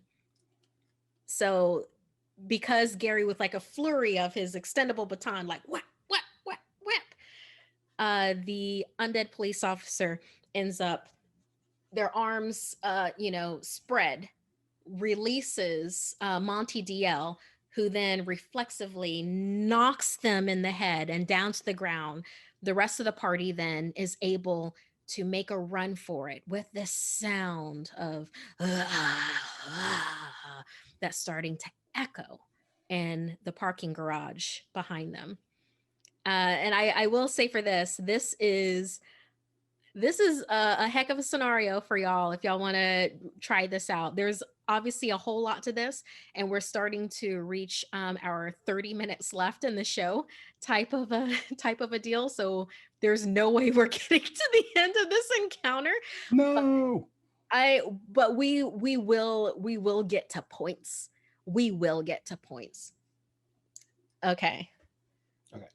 Yeah, we will get to points. How are you Sorry. doing, Caleb? I'm doing great. I'm freaking loving this. This is like, uh, you are an amazing storyteller. This is a really really great scenario. I love how you're building things up, how you're involving the chat. The chat is obviously eating this up. This is no, this is fantastic. Um, I what a enjoy that fun people are having, scenario. yeah, I enjoy that people are having fun with it. I know this is like one thing about November is that we are just going to be trying out like different things with different things that work, and like please also go ahead and let us know what works for you or other stuff that you would like to see more of that we do, type of a deal. And like you can do that with Discord, or you can email Alex, our community guy. He's also very very active on our Discord, or just anything like that. And let me know other things that you might want to see on like Hunter's Gathering, besides what we do, where we do like a lot of interviews and everything like that. Just November, I want us to try other things, and that's literally what this is. And then also, if you have any other questions that you would want to direct towards Caleb, Oh, art director of Hunter's Entertainment, feel free. that's true. Also, thanks so much for our chat room being open to basically being zombie chow. That's happening, here. I love that Smokebeard was like, "What did Gary do now?" Like they came back after a second and they were like, "What did Gary do?" Like, "Oh, You know, Gary kind of saved Monty DL, so there's that. It's That's like great. that scene in Ghostbusters. What did you do, Ray? But it's Gary. It's classic Gary. I like that. I kind of like that. Where yeah, Gary is oh my gosh. Dan Aykroyd. Dan Aykroyd. Thank you. No problem. Thank you. Quarantine brain, It's 2020. forgiven. Okay, so at this point in the scenario, we have sustained a number of bites. The whole point of going through the parking garage was to be able to sneak towards the front and to be able to like parse everything out to see what could be done, type of a deal. As our party skirts around as silently as possible, skirts around to the front, you're then able to see that there are even more undead that are being drawn to the front of the precinct. You very swiftly realize that the handcuffs and file cabinets uh, will not hold. And there's a number of other people that have gone into the precinct, for as a refuge. It wasn't just your party. It was a lot more than this. Other people that wouldn't be able to fight back half as well as you already have. So, at this, the original plan of perhaps getting out there and being able to just, like with a service baton or whatnot to like kill off these undead, that's just no longer, it's untenable. It's not possible. So you do have a way that you could get them away from the precinct, as in you can try to distract them away from it. So to the chat, I will give you the option and we'll just see what you say. You can try to extinguish the lights in Tri County Precinct, like by throwing a breaker, which is located in the parking garage, turning the lights off. If there's no lights within, there's no movement, maybe the zombies will then eventually peter off. There's no food for them there. Either that, or you can find something to draw the undead away. So with this, you do see a number of parked cars in the street that is further away from the precinct. And they're newer cars. If you hit those cars, car alarms will go off. That is a very reliable way to pull zombies away from the front of the precinct. So, if people in the chat want to go ahead and ring in about that, either extinguish the lights in the precinct by like throwing the breaker in the parking garage, or utilizing the car alarms of the cars that are already parked on the street to then draw them away that way. So let me know in the chat, and majority rules on this one. Unless y'all want to split the party, I don't recommend it. I don't recommend splitting the party on this. So let's just do a majority rules on this one. So lights out or car alarm type of a deal. So, and we'll just however many answers we get, we'll go ahead with that. And then while we're doing that, just like, oh, this drawing, Caleb. I can't, you know what? Literally, I can't wait for the rag and bone people, our players, to see this, because they didn't know Oh, this thank was you. gonna happen. They had no idea. Well, thank you very much. This has been a real pleasure for me. I really love doing little tributes like this to any sort of story that I feel uh, connected with, engaged with, and this one in particular is a really fun one. So thank you so much, everybody, for hanging out with us while I doodle and sketch and listen to Markia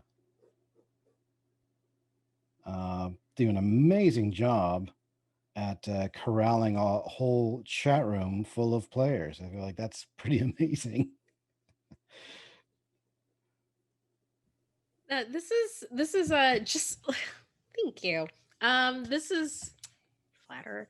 Uh, I love that. This in particular is just like this is a little brainchild where it's just like, hey, this might be really something fun to do. Like I said, November is arts and crafts That's and right. family and friends kind of a thing. I Yeah, just thought this people was might enjoy mostly this. your idea. You were just like, why don't we do something, sort of fun and just sort of like see what happens. And it turned it out to be really, really engaging. And yeah, this is fantastic. One thing I really do love about this is that like the chat right now is totally throwing Gary under the bus.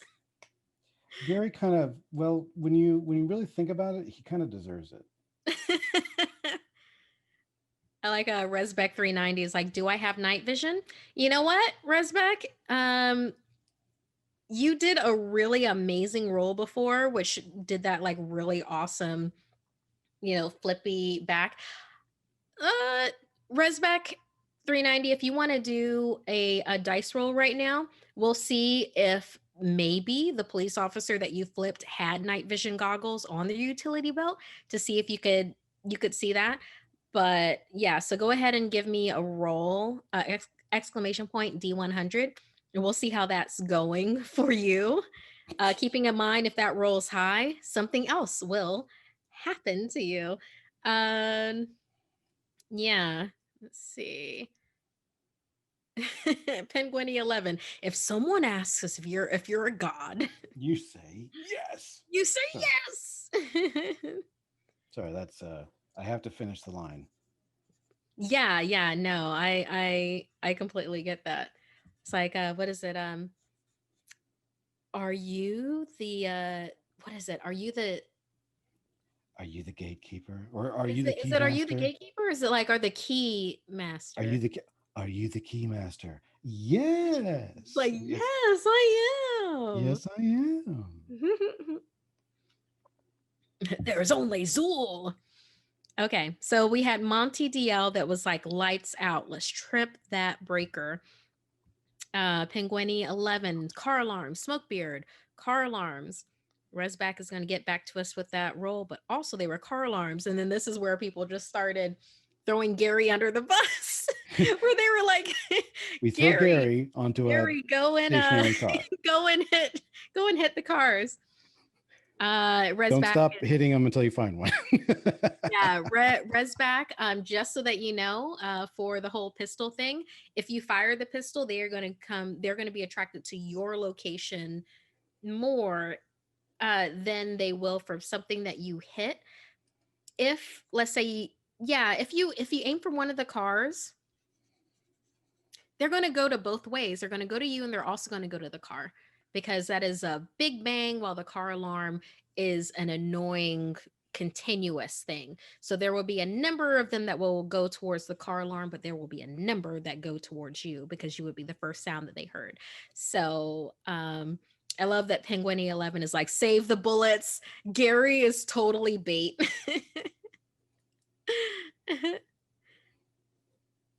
Smokebeard waiting for the damn it Gary shirt.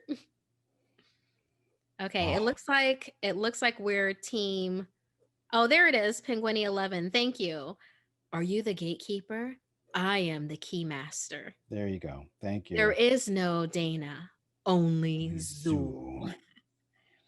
Okay, so we had a one for lights out, Monty DL, and everybody else was team car alarm. So we're definitely doing team car alarm. Resbeck was going for those night vision goggles and ended up with a 40. I'm gonna do a quick scroll That on. doesn't sound too low. It's not too low. It really isn't. Uh I'm just checking their other roles. Yeah, they've been pretty consistent in their lower roles with like this. So yeah, Resbec 390, you didn't even know what you were fumbling for. It was literally just you needed to get this thing away from Gary. There's something about Gary's face that reminds you of family that you lost. Oh God. And because of that, you felt this intensive need to just protect not even necessarily Gary, so much as this memory of someone that you loved that they reminded you of. And along with doing that, you were able to snag what seemed like just like a weird pair of goggles to you at the time, but turns out was a pair of night vision goggles. I had set that a little bit higher for you. I went back to the 44 and you ended up rolling a 40. So congrats, Resback 390. You do have night vision goggles.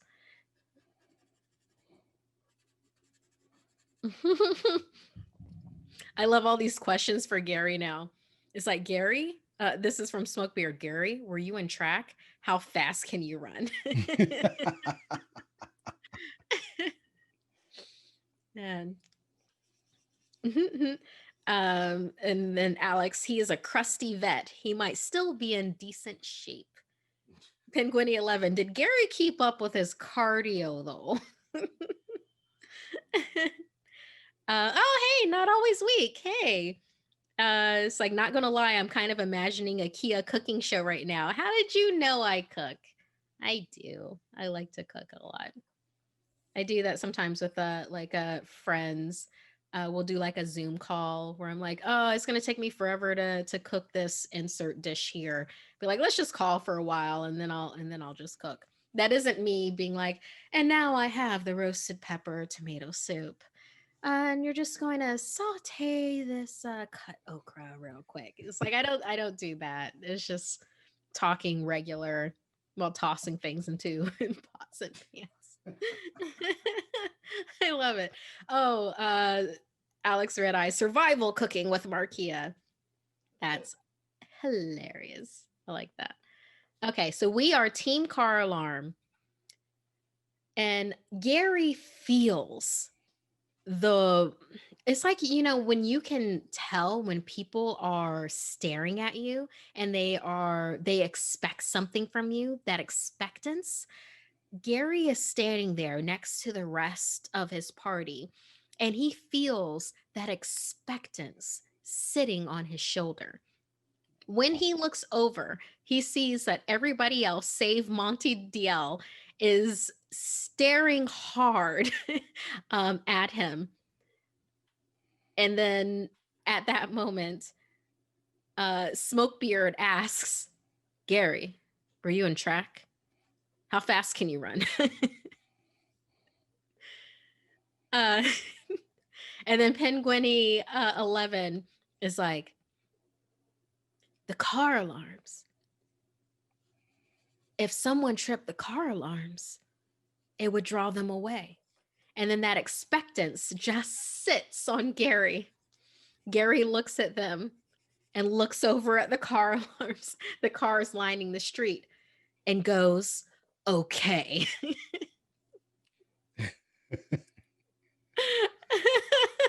Gary rolls a 71. No, no. Oh my gosh, Gary. Ooh.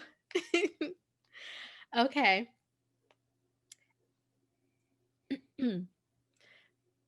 At the time, Monty DL is like looking off to the parking garage and is like, I think I remember exactly where that breaker was. Like, this is within their head. It's like, I think I remember exactly where that breaker was. We could totally trip that. And then, like, looks back over to see Gary hot footing it as much as Gary can towards the towards the cars that are parked in the street. Gary ends up like trying to be as stealthy as possible, ends up unfortunately tripping on some debris that was left back with the Halloween parade. In fact, it looks like it's a discarded Jack Skellington like type of, like something that you can hold in a crowd. And, Jack Skellington is above you, like waving his arms. It looks like it's a discarded Jack Skeleton, like almost like that had reached out to purposely trip Gary. Gary goes flying over Jack Skellington's arm directly into a car, setting off the car alarm. Gary slumps to the side of the car alarm blaring next to him as the undead in the front of the precinct start to look back over at this distraction directly where Gary is and away from the rest of the party. Gary's a legend. There, yeah, indeed. So at this point, uh, Caleb, I love how this looks, what you're doing right now. Oh, thank you. Very kind. Are there any other thoughts that are going on with you right now while you're making this Well, group I'm doing happen? this. Any other thoughts? I'm thinking Gary is uh, an absolute, I feel like Gary was the friends we made along the way. I really feel like this is, I didn't know that Gary was the hero we needed, but he's the hero we deserve. Um, I do think that we need Nox back here. So I'm going to try and see if I can. Well, I don't know. Do we need Nox or do we need Outbreak Undead? I guess that's what I. Well, I feel like Knox is a very integral part of this. That is true. That is So, true. I mean, I would love to have him in there. Well, I'll just put some. I'm just going to put like a pair of like gigantic, swollen, um, uh, Noxweiler Burf eyes just staring down at us. Yes. Yes. I'm a big fan of that. Okay. From his arched eyebrows. Yeah, because if anything, it's like you have this dysfunctional group of anti-heroes, That's it. but along with that, you also have like this overwhelming creative threat That's of it. Nox above them. Bless him. Mhm, mhm, mhm. Okay, so I'm really loving chat right now. Smokebeard, he's not the hero we needed, but he's the hero we had. He was the, he was the spare hero, I guess. Oh, poor. Oh, Alex hard pan to Gary running toward and into the cars as Sarah McLaughlin plays. In the arms of Gary, run away from us. Oh my Take gosh. all the Oh my gosh. zombies Isn't that with the you. same song that plays during all those like pet shelter For only $9.95 commercials? a month, you too can sponsor a Gary Yeah. as Are he are the lunges ones away across the Tri City area oh or my Tri County area, gosh. taking Are all the the zombies with him. Yeah, yeah. Or it's literally the one where it's like, hey, other countries in the world aren't as developed as you, and we found the one part of this country that you would then feel like you want to send us money for. That's it. Like these countries aren't as developed. Well, how many Garys do they have? Not enough. The I feel like Gary should be the unit by which all societies should be gauged. It's Anyway, just I'm a sorry. Gary. I'm taking the drama and flushing it down the toilet. My bad. No, no, no. I mean, they're still all in danger. Just because Gary did that with a car alarm doesn't mean that the entire horde of zombies outside of the precinct and or coming from the parking garage aren't still going to target them. Fair enough. So So yeah, but Gary has made a very, very heroic choice to do this, to run out and to activate this car alarm. So, and also this is an excellent point here. Not always weak was like the menacing Ivan on the Frontier posters, That's which it. with the Nox eyes, the Nox glare. This should be a thing. The It absolutely Nox should. look, the Nox intensity. There should be Nox a TM in intensity. there somewhere. Okay, so at this point in our adventure, Gary has activated the car alarm outside of the Tri County precinct. A great number of the zombie horde that was in front of the precinct has now turned towards the car alarm, which is also where Gary is. But along with this, Monty DL, who has had their mind on, hey, the breaker is in the parking garage. I think I remember passing that. They're able to spot four zombies that come around the corner of the parking garage towards the party that is standing there thinking that they are hidden. And from these zombies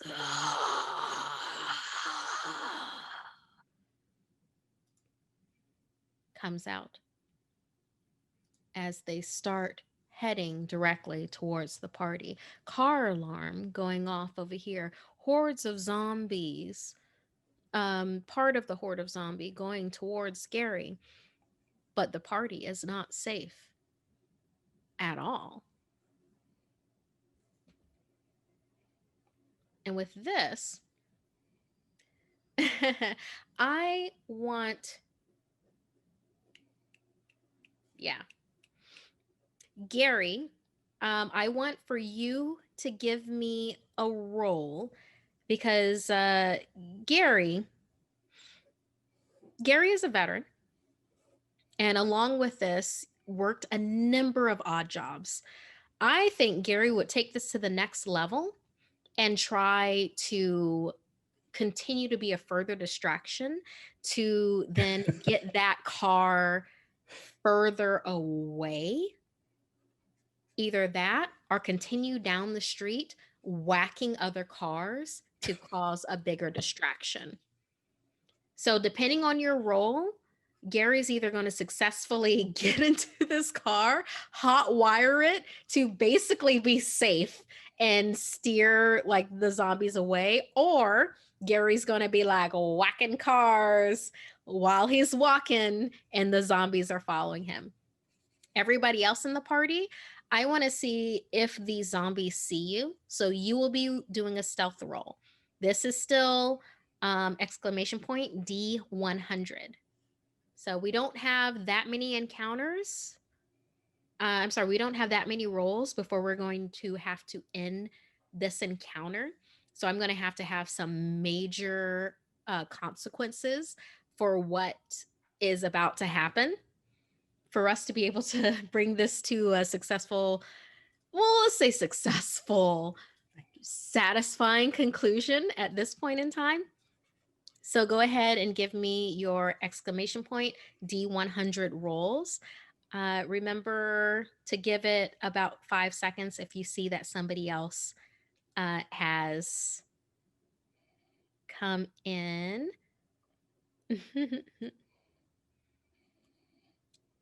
Oh, I like that people are talking about GNS posters and Frontier posters. Very cool. It's like, yeah, this is looking like we need to have this be the official like rag and bone poster. Oh, thank you Um, guys. I Heck am saying yeah. that as far as Hunter's Gathering is concerned, for our recaps, I don't see me not using this. I mean, Oh, this is a that makes me beautiful feel so graphic, and happy. I love this to be able to cap things for recaps. This has Like been this is a hoot for me too. I've really enjoyed this a lot. Thank you so much, guys. Plus, as rag and bone people, I mean, you guys are, frontier wasteland merchants, right? Yeah, yeah, Yeah. actually. So That's now what on, we people do. are going to be asking you how many Garys you got. Mm, You got any Garys? And you'll be you like, have any Garys? this week market, and they'll be like, okay, well, take what we can Oh, get. it's like the Garys are that stock that you never know where that's gonna go. No, Gary stock is like this. stonks. Yeah, it just goes through the roof. Let's see these rolls. Oh, Monty DL I feel like learned their lesson and then was like, I have some new dice that I'm rolling. No, no. Because remember, they were like 99, Oh God. 100, got like zombie bit kind of a deal. Oh, Gary rolled a 58. Mm, yeah, it was a 44. Like Smokebeard is like, throw it into neutral and let it roll. Monty DL was the I 12. like where Smokebeard. Smokebeard's head is. I'm sorry. I really like where Smokebeard's head is, to be honest with you. They've been on the game. It's like Smokebeard got a 60. Penguin 11 got a 7. Ooh, Dang, that's nice. That's a they're in nice the roll. game. Man. Okay. Resbeck. Oh, where's Resbeck? Oh, the roll got canceled. 13. Resbeck, you've been killing it. Killing it tonight. Oh my gosh. Nice. We got a question here from Not Always Weak. Caleb, may we please have a poster of this? Because I'm not entirely sure that the arm Alex would chop off is his.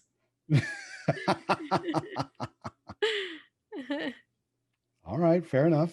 I will have to. I'll need to. Let me take it up with the powers that be and see what shakes. But thank you so much, everybody, for your enthusiasm. Yeah. Smokebeard, fly, you fool. Fly, Penguin you fool. 11, Gary's sacrifice will not be in vain. Will they take the bait? This is fabulous. Okay, let me look back over these rolls again. See where everybody is. I see where Gary is. See exactly where Gary is. I see where Smokebeard is. The time of men is over. The Yeah. time of the Gary has begun. And everybody else killed it under the 33. Well, Gary had a 44 and ended up getting a The 58 time of I along, take it back. Never mind. along with Smokebeard 60. Okay. All right, cool, cool, cool, cool. Yeah. I know exactly how this goes and exactly how it ends. Okay. Gary remembers all of the odd jobs that he had. One of which definitely was being able. He worked for Honda of Tri County, Sorry. and with that, he knew exactly he knew exactly what it took to be able to break into a Honda, to be able to program it, to kind of like hack into it to be able to get it to drive away. Unfortunately, Gary hit a Toyota. So, and has absolutely no clue. So then Gary stands, taking and re-extending his extendable baton, and then starts, because unfortunately with with that roll, Gary has a slight limp now also, and is going down the side of the street whacking cars to then activate the car alarm, trying to get more zombies to follow him. Doesn't necessarily have a plan in mind, but wants to get them away from the precinct because that was the original plan. Smokebeard sees Gary doing this, and inspired by Resbeck 390's earlier heroism of getting Undead away from Gary. They don't even know where it comes from. It's just like all of a sudden there's a hey that bursts from their chests, and they start running towards Gary, deftly avoiding any of the undead on the way. Goes over to Gary, loops Gary's arm around their shoulder, shouts out another hey, and starts moving down the street with Gary as both of them start activating car alarms, guiding the undead away from them. The rest of the party, all of them with and Smokebeard's character, just like in chat, literally says to themselves, "What the ampersand am I doing?"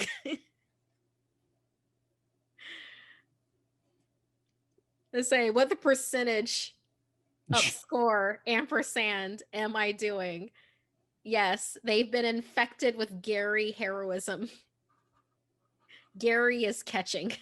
Gary is contagious. As Smokebeard and Gary, Alex underscore Red Eye, head off into the distance, activating car alarms, the rest of the party is semi frozen in place as they realize this heroism that's going on, as the zombies that got out of the parking garage and then start heading around to the noise in the front, like not even looking at them.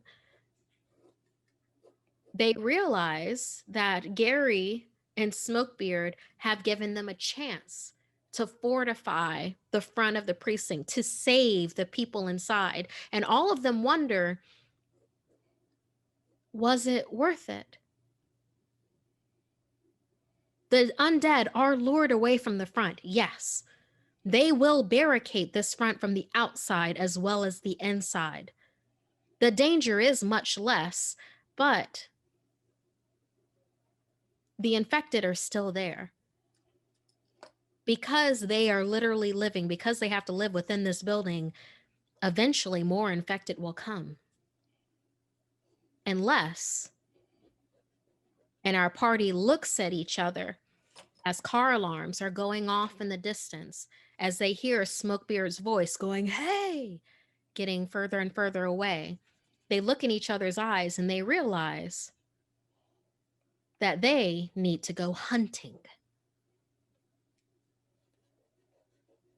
And that is literally where I would have to end this particular scenario, which would be, that would be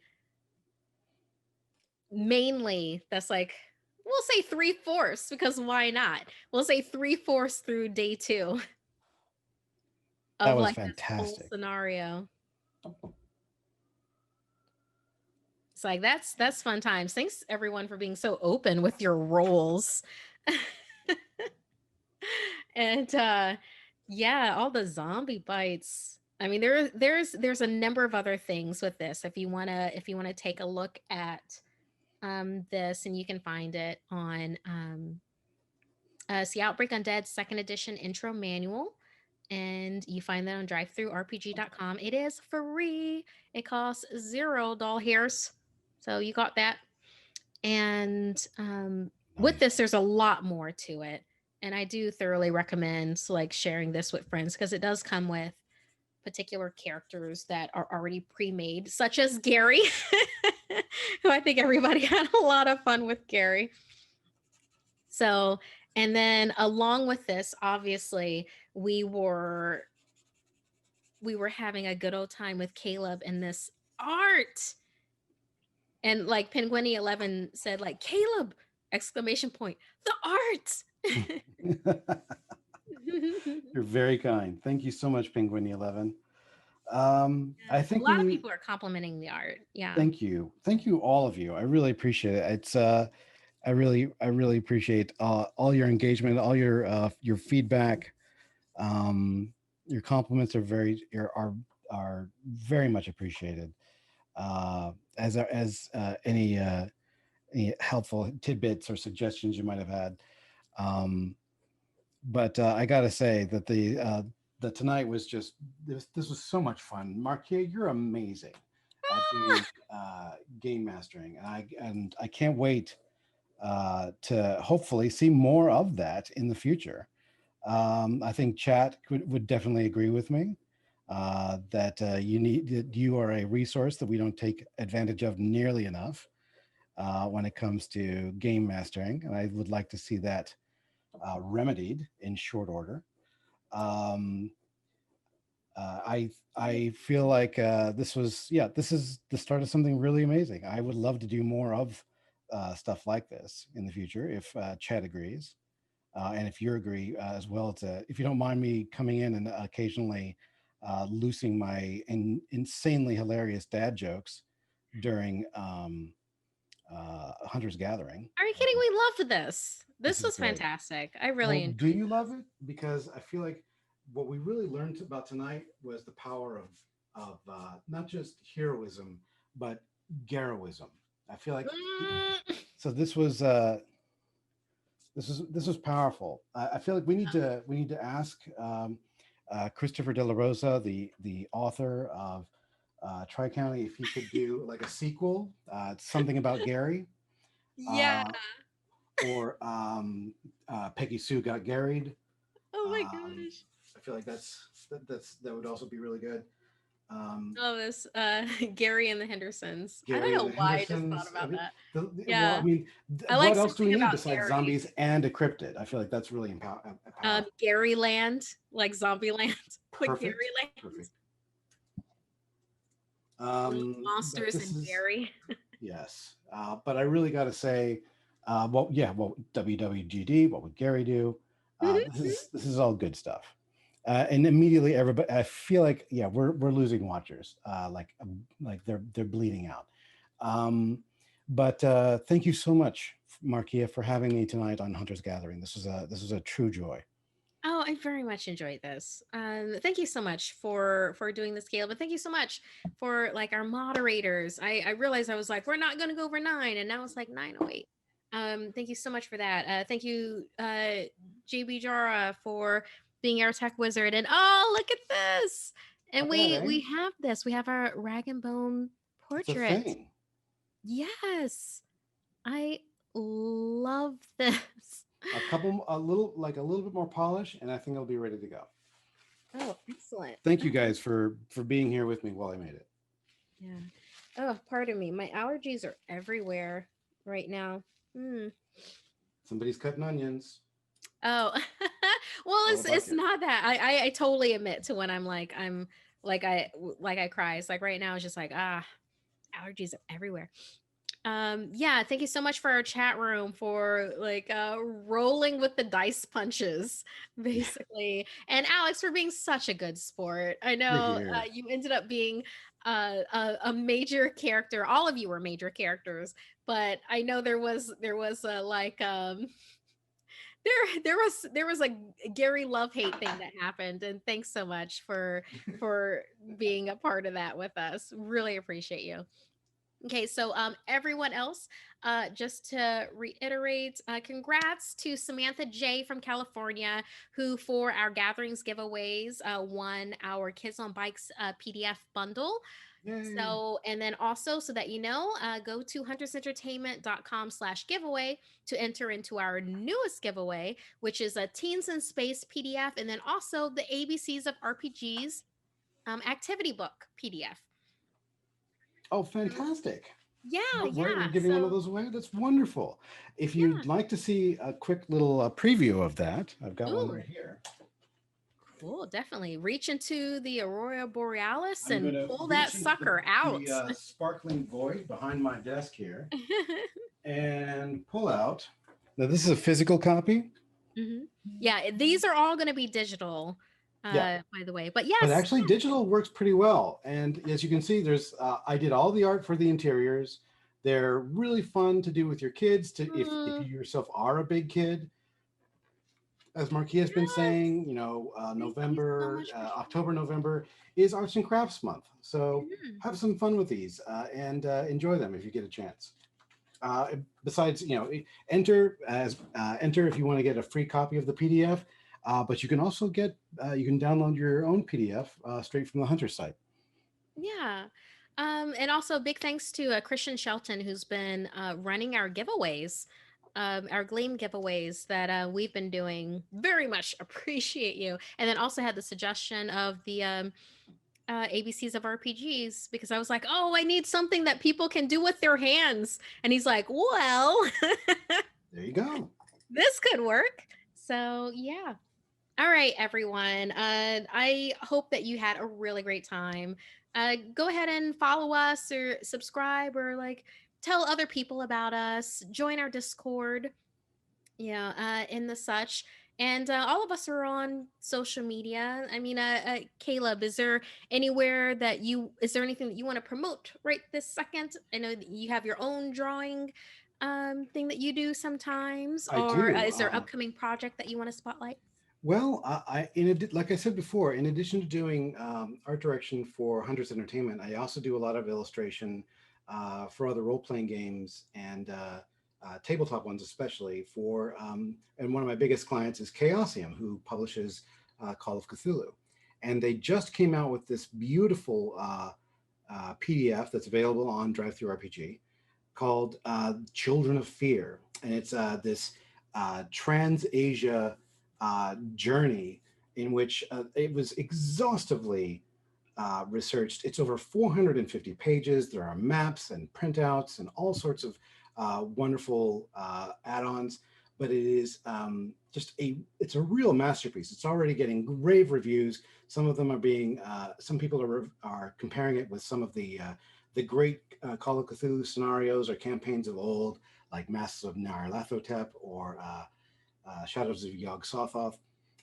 If you and it's really doesn't have a whole lot to do with Lovecraftian mythos. It actually has a lot to do with sort of uh, the mythos of South Asia, Asia Minor, India, Nepal, Tibet, and China.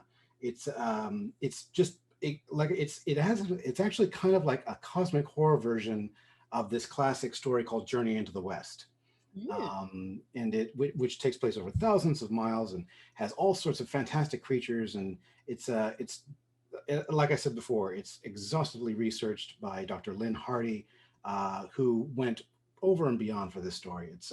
It really kind of is a story. You have to see it to believe it. It's an amazing piece, and I'm very, very fortunate to have been able to get some pieces into the campaign as well as the cover. So check it out, Children of Fear. I myself can be found on Instagram, Twitter, TikTok as Caleb is drawing. And occasionally I even twitch on here. So if you liked what you saw tonight, come by and pay me a visit. Excellent. Oh my gosh. That's excellent so much. Thank you so much, Caleb, No, my for being pleasure. here and then also giving us children of fear. That's cool. Well, the stuff like within that. Yeah, you can follow me on Instagram and also Twitter at Markia McCarty. And I'm sure everything's like appeared down below to be able to find in different places. If you're a Facebook person, it's at Markia TV. If you're here on Twitch, it's at Darth Markia. Basically, just type in Markia, Markeia, and you'll find me. So, but otherwise than that, hope you had a really good time tonight. Let us know how you feel about like the this type of content for gathering where it's like a little bit more interactive and a little bit more laid back. And yeah, otherwise than that, I hope that you are doing good on this side of 2020, this side of election day, this side of, Mercury retrograde. So hope that this was a nice little respite for you. But otherwise than that, hope that you're having a really good you time, that you're as quarantine normal as possible. And then along with that, hope that the rest of the time that is in this year will go as well as possible for you. So, yeah, thanks so much for joining us tonight. And we, Hunters Presents, which is our long running campaign of Rag and Bone, which we did our portrait of our characters here tonight. So you see that 6 p.m. PT. This upcoming week, though, it will be a Ragnarok playtest. So Ragnarok is a heavy metal fantasy world that our regular crew that's on Tuesday will be like, oh, rocking it out. What characters are they going to be? I have no idea. We will all find out together on Tuesday. And then, of course, Fridays, 6 p.m. PT, your chill one stop shop for behind the games here at Hunter's Gathering. Otherwise, than that, thanks so much for joining us. And yeah, have a good rest of your week and see you on Tuesday and then on Friday. So, P.S. Thank you so much to JB Jara for his technical wizardry tonight and for yes. putting everything together. Oh my gosh, Smokebeard! Thank you guys. Thank you for all those wonderful Oh, subs. Slugbeard, thank you for these gift subscriptions. Thank you so much for our moderators. I know we went over time tonight. Appreciate you so much. And yes, JB Jara, thanks Knox Weiler Birth for being another like awesome co-producer when it comes to Hunter's Entertainment in general. And Caleb, thank you Thank you you. for doing this time and showcasing this beautiful art of yours and giving us this wonderful picture that I'm going to be using for the recap segments for Rag and Bone Thank heading you. out. So yes, Alex, our community guy, thank you so much. Christian Shelton. And always remember, you can always blame Ivan Van Norman, any way, shape, and form. For Blame Ivan for your 2020. pain. And also blame him for having a really good time. Him and Christopher J. Della Rosa for having a really good time with us here at Hunters Entertainment. So okay, cool. Have a good night, y'all. Mwah. Bye bye. Good night.